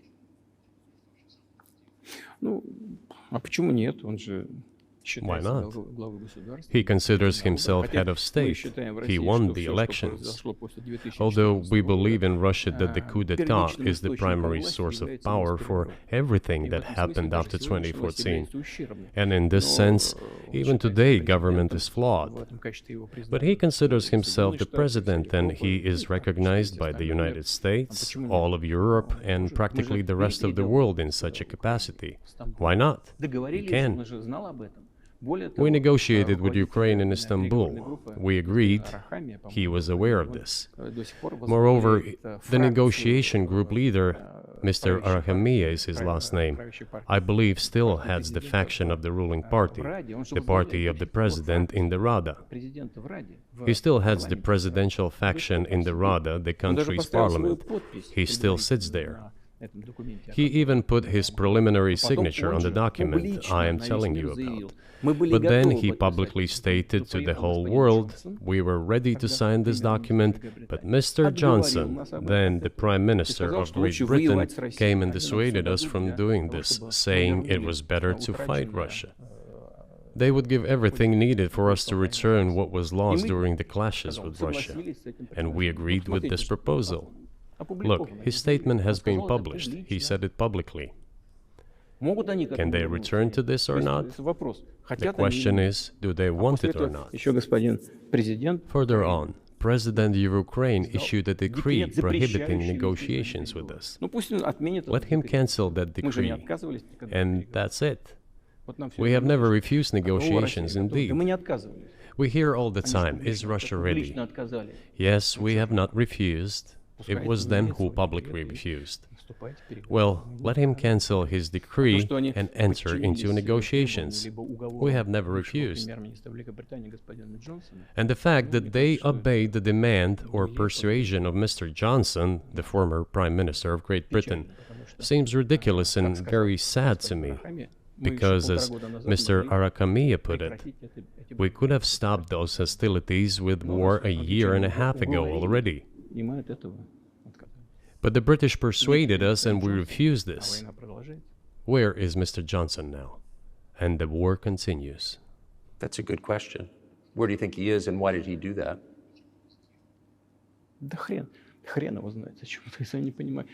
Hell knows. I don't understand it myself. There was a general starting point.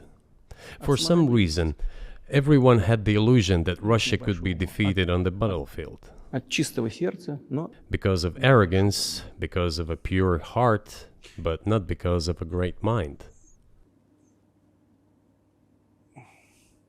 You've described the connection between Russia and Ukraine. You've described Russia itself a couple of times as orthodox. That's central to your understanding of Russia. You've said you're orthodox. What does that mean for you? You're a Christian leader by your own description. So what effect does that have on you?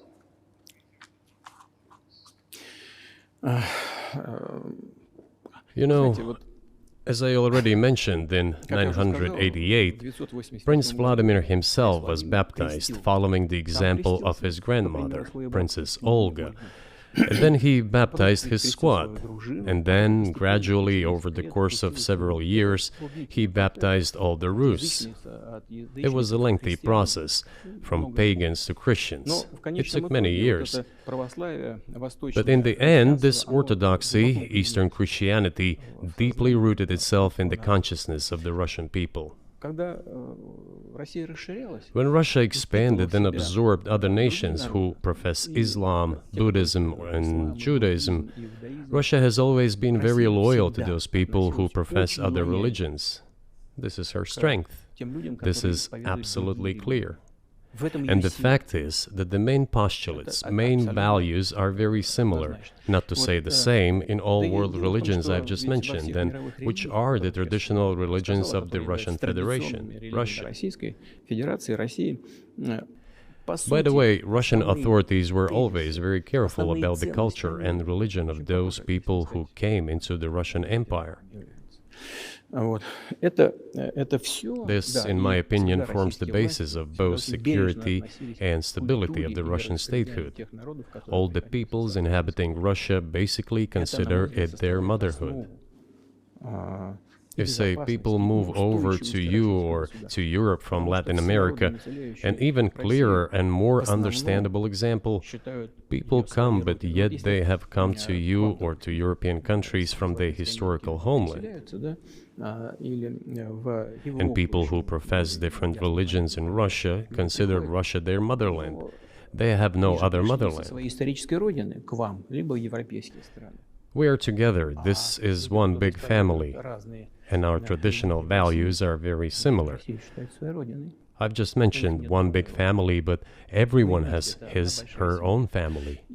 And this is the basis of our society. And if we say that the motherland and the family are specifically connected with each other, it is indeed the case, since it is impossible to ensure a normal future for our children and our families unless we ensure a normal, sustainable future for the entire country, for the motherland. That is why patriotic sentiment is so strong in Russia. But can I say that the one way in which the religions are different is that Christianity is specifically a nonviolent religion. Jesus says, turn the other cheek, don't kill. How can a leader who has to kill, of any country, how can a leader be a Christian? How do you reconcile that to yourself?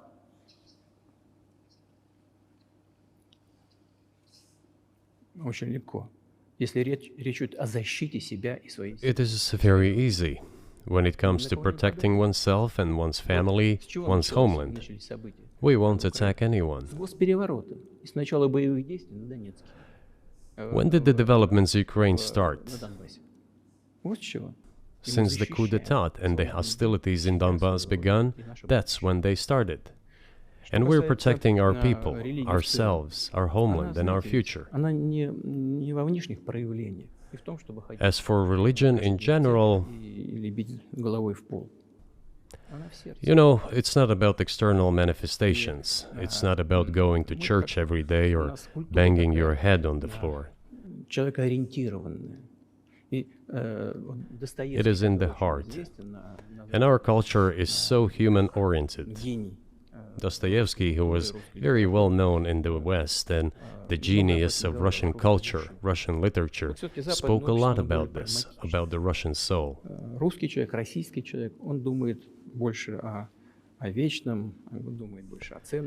After all, Western society is more pragmatic. Russian people think more about the eternal, about moral values. I don't know, maybe you won't agree with me, but Western culture is more pragmatic after all.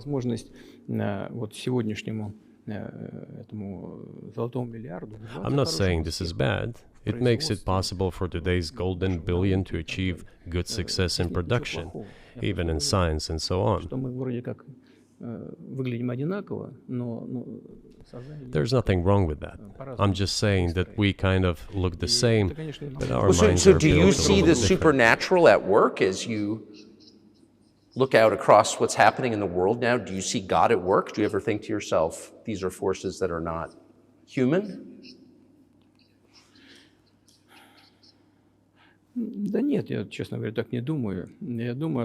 No, to be honest, I don't think so. My opinion is that the development of the world community is in accordance with the inherent laws, and those laws are what they are.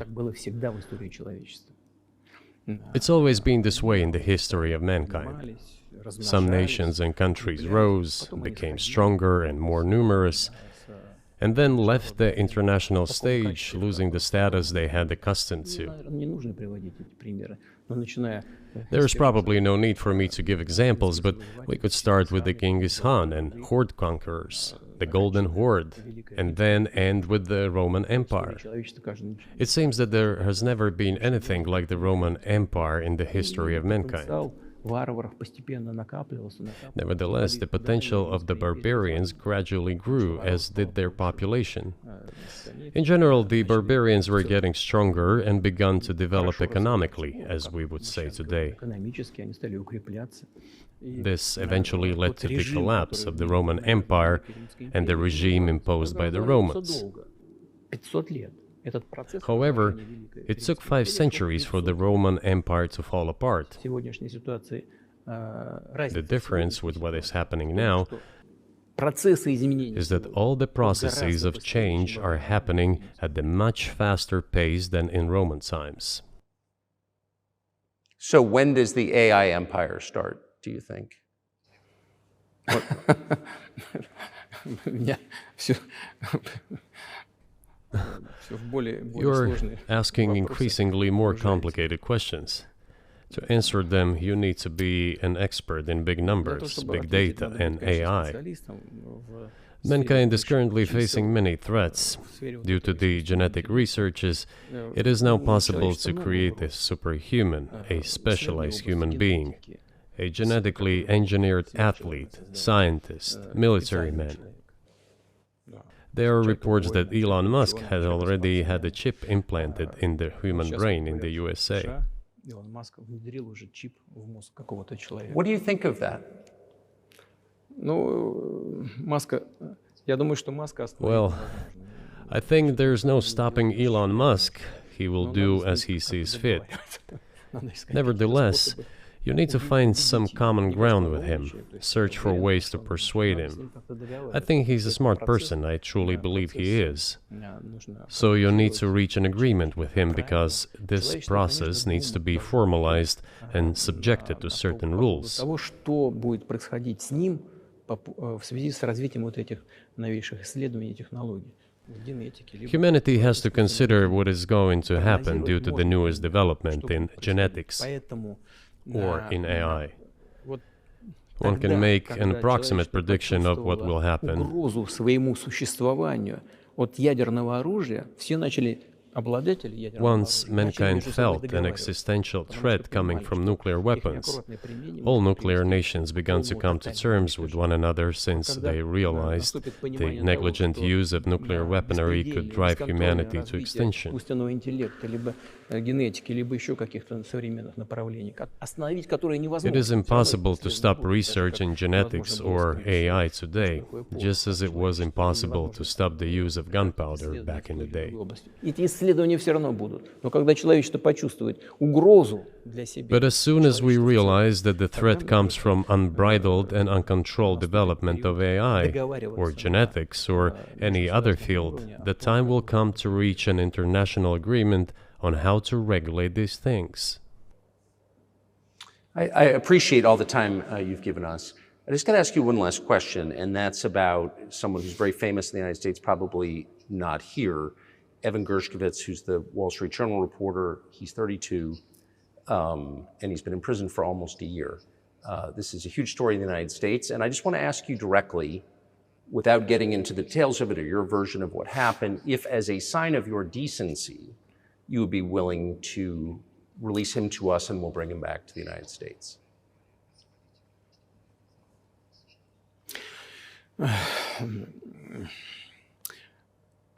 Мы столько сделали жестов доброй воли, что, мне кажется, мы исчерпали все лимиты. We have done so many gestures of goodwill out of decency that I think we have run out of them. Ни разу не ответил. Но We have never seen anyone reciprocate to us in a similar manner. что мы However, in theory, we can say that we do not rule out that we can do не that исключаем того, что мы можем это if our сделать partners при take reciprocal steps. встречном движении со стороны наших When I talk about the partners, I first of all refer to special services. представителей специальных служб.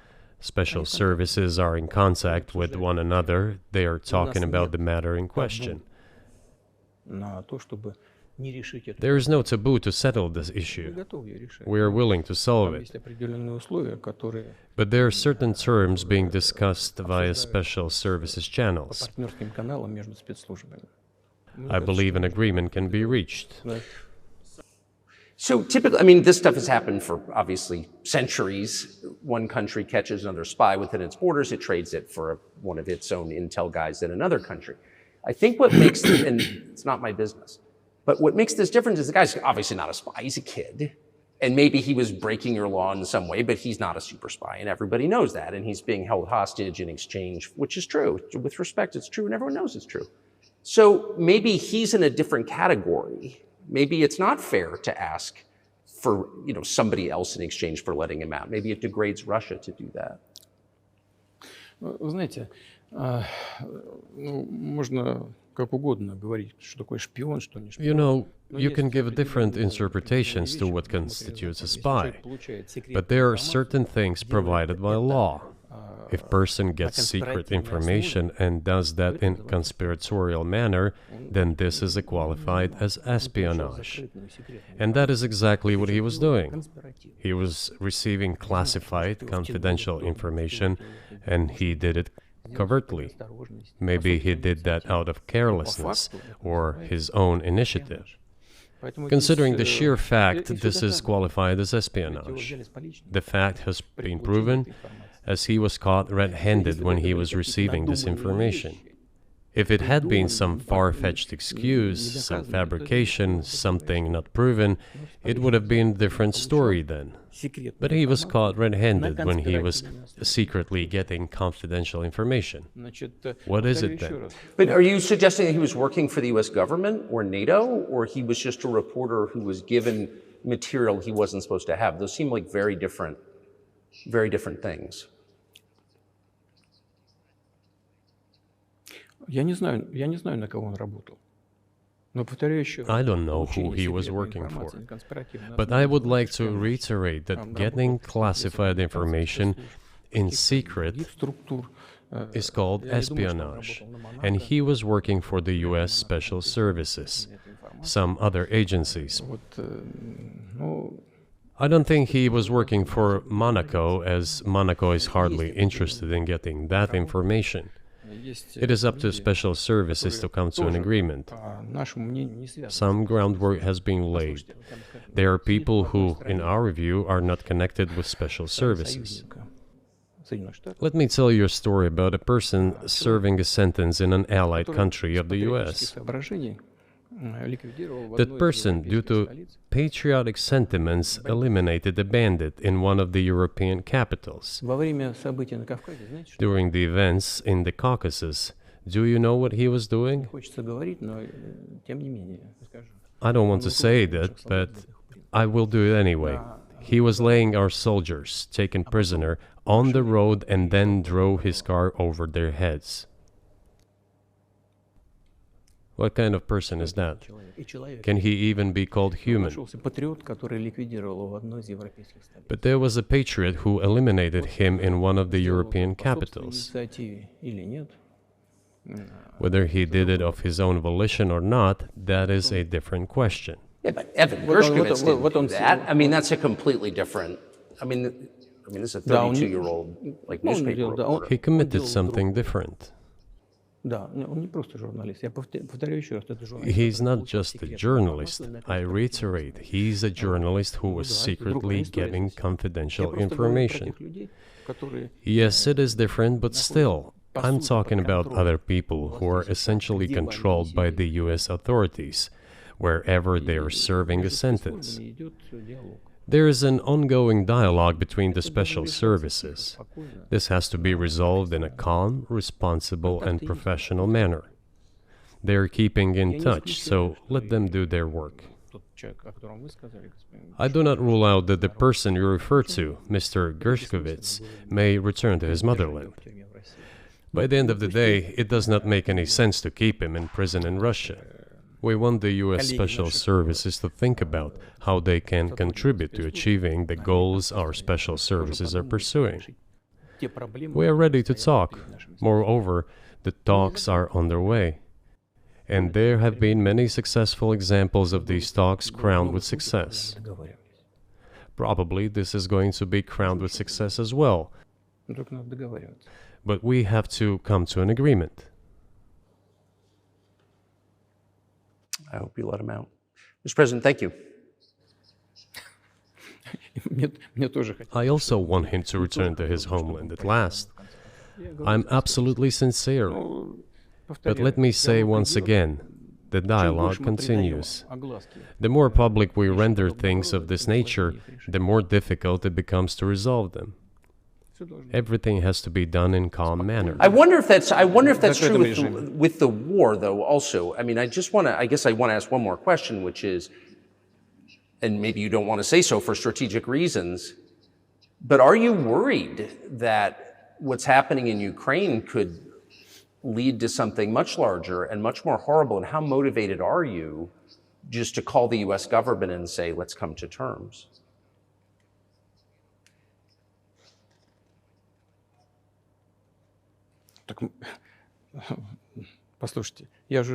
I already said that we did not refuse to talk. We're willing to negotiate. It is the Western side, and Ukraine is obviously a satellite state of the US. It is evident. I do not want you to take it as if I'm looking for a strong word or an insult, but we both understand what is happening. The financial support, $72 billion was provided. Germany ranks second, then other European countries come. Dozens of billions of US dollars are going to Ukraine. There's a huge influx of weapons. In this case, you should tell the current Ukrainian leadership to stop and come to negotiating table, rescind this absurd decree. We did not refuse. Sure, but you already said it. I didn't think you meant it as an insult, because you already said correctly, it's been reported that Ukraine was prevented from negotiating a peace settlement by the former British Prime Minister acting on behalf of the Biden administration. So of course they're a satellite. Big countries control small countries. That's not new. And that's why I asked about dealing directly with the Biden administration, which is making these decisions, not President Zelensky of Ukraine. Если администрация Зеленского на Украине отказалась от переговоров, well, if the Zelensky administration in Ukraine refused to negotiate, I assume they did it under the instruction from Washington. If Washington believes it to be the wrong decision, let it abandon it. Let it find a delicate excuse so that no one is insulted. Let it come up with a way out. It was not us who made this decision, it was them. So let them go back on it. That is it. However, they made the wrong decision, and now we have to look for a way out of the situation to correct their mistakes. They did it, so let them correct it themselves. We support this. So I just want to make sure I'm not misunderstanding what you're saying. I don't think that I am. I think you're saying you want a negotiated settlement to what's happening in Ukraine.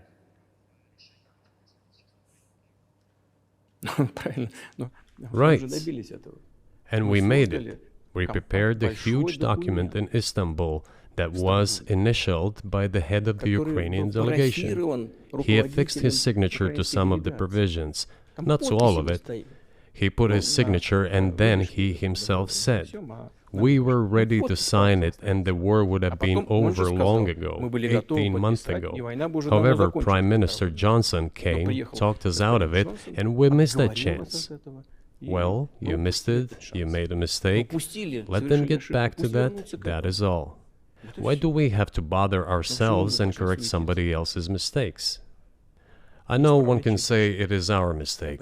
It was us who intensified the situation and decided to put an end to the war that started in 2014 in Donbass, as I have already said, by means of weapons. Let me get back to further in history. I already told you this. We were just discussing it.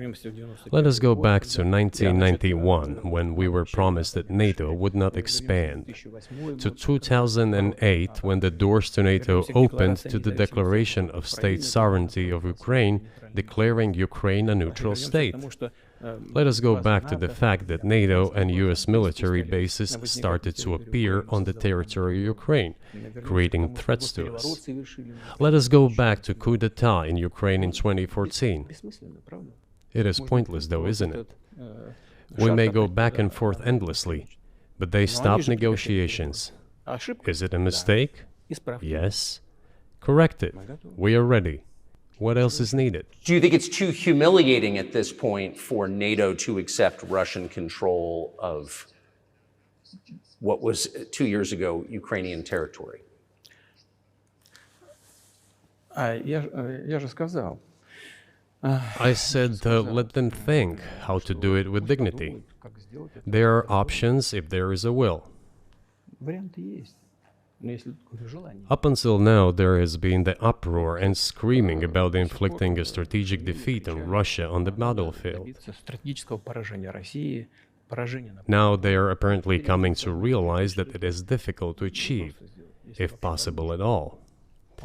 In my opinion, it is impossible by definition. It is never going to happen. It seems to me that now, those who are in power in the West have come to realize this as well. If so, if the realization has set in, they have to think what to do next. We are ready for this dialogue. Would you be willing to say, congratulations, NATO, you won, and just keep the situation where it is now?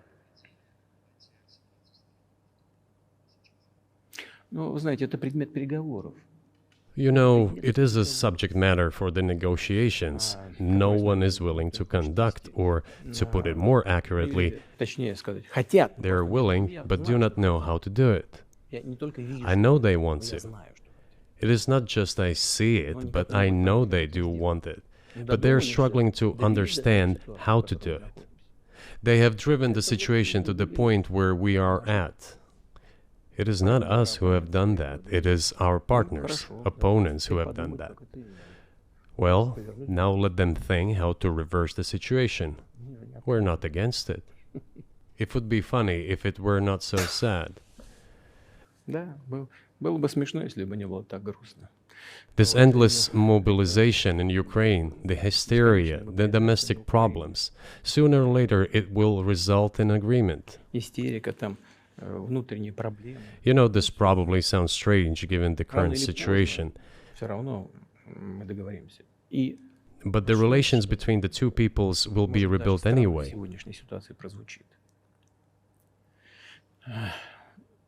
It will take a lot of time, but they will heal. I'll give you very unusual examples. There is a combat encounter on the battlefield. Here's a specific example. Ukrainian soldiers got encircled. This is an example from real life. Our soldiers were shouting to them, "There is no chance. Surrender yourselves. Come out and you will be alive." Suddenly, the Ukrainian soldiers were screaming from there in Russian, perfect Russian, saying, "Russians, do not surrender," and all of them perished. They still identify themselves as Russian.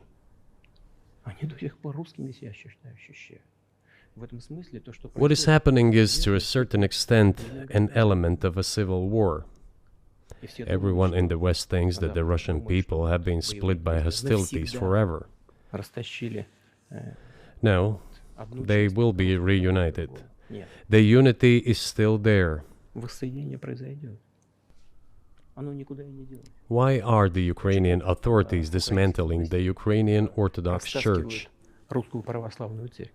Because it brings together not only the territory, it brings together our souls. No one will be able to separate the soul.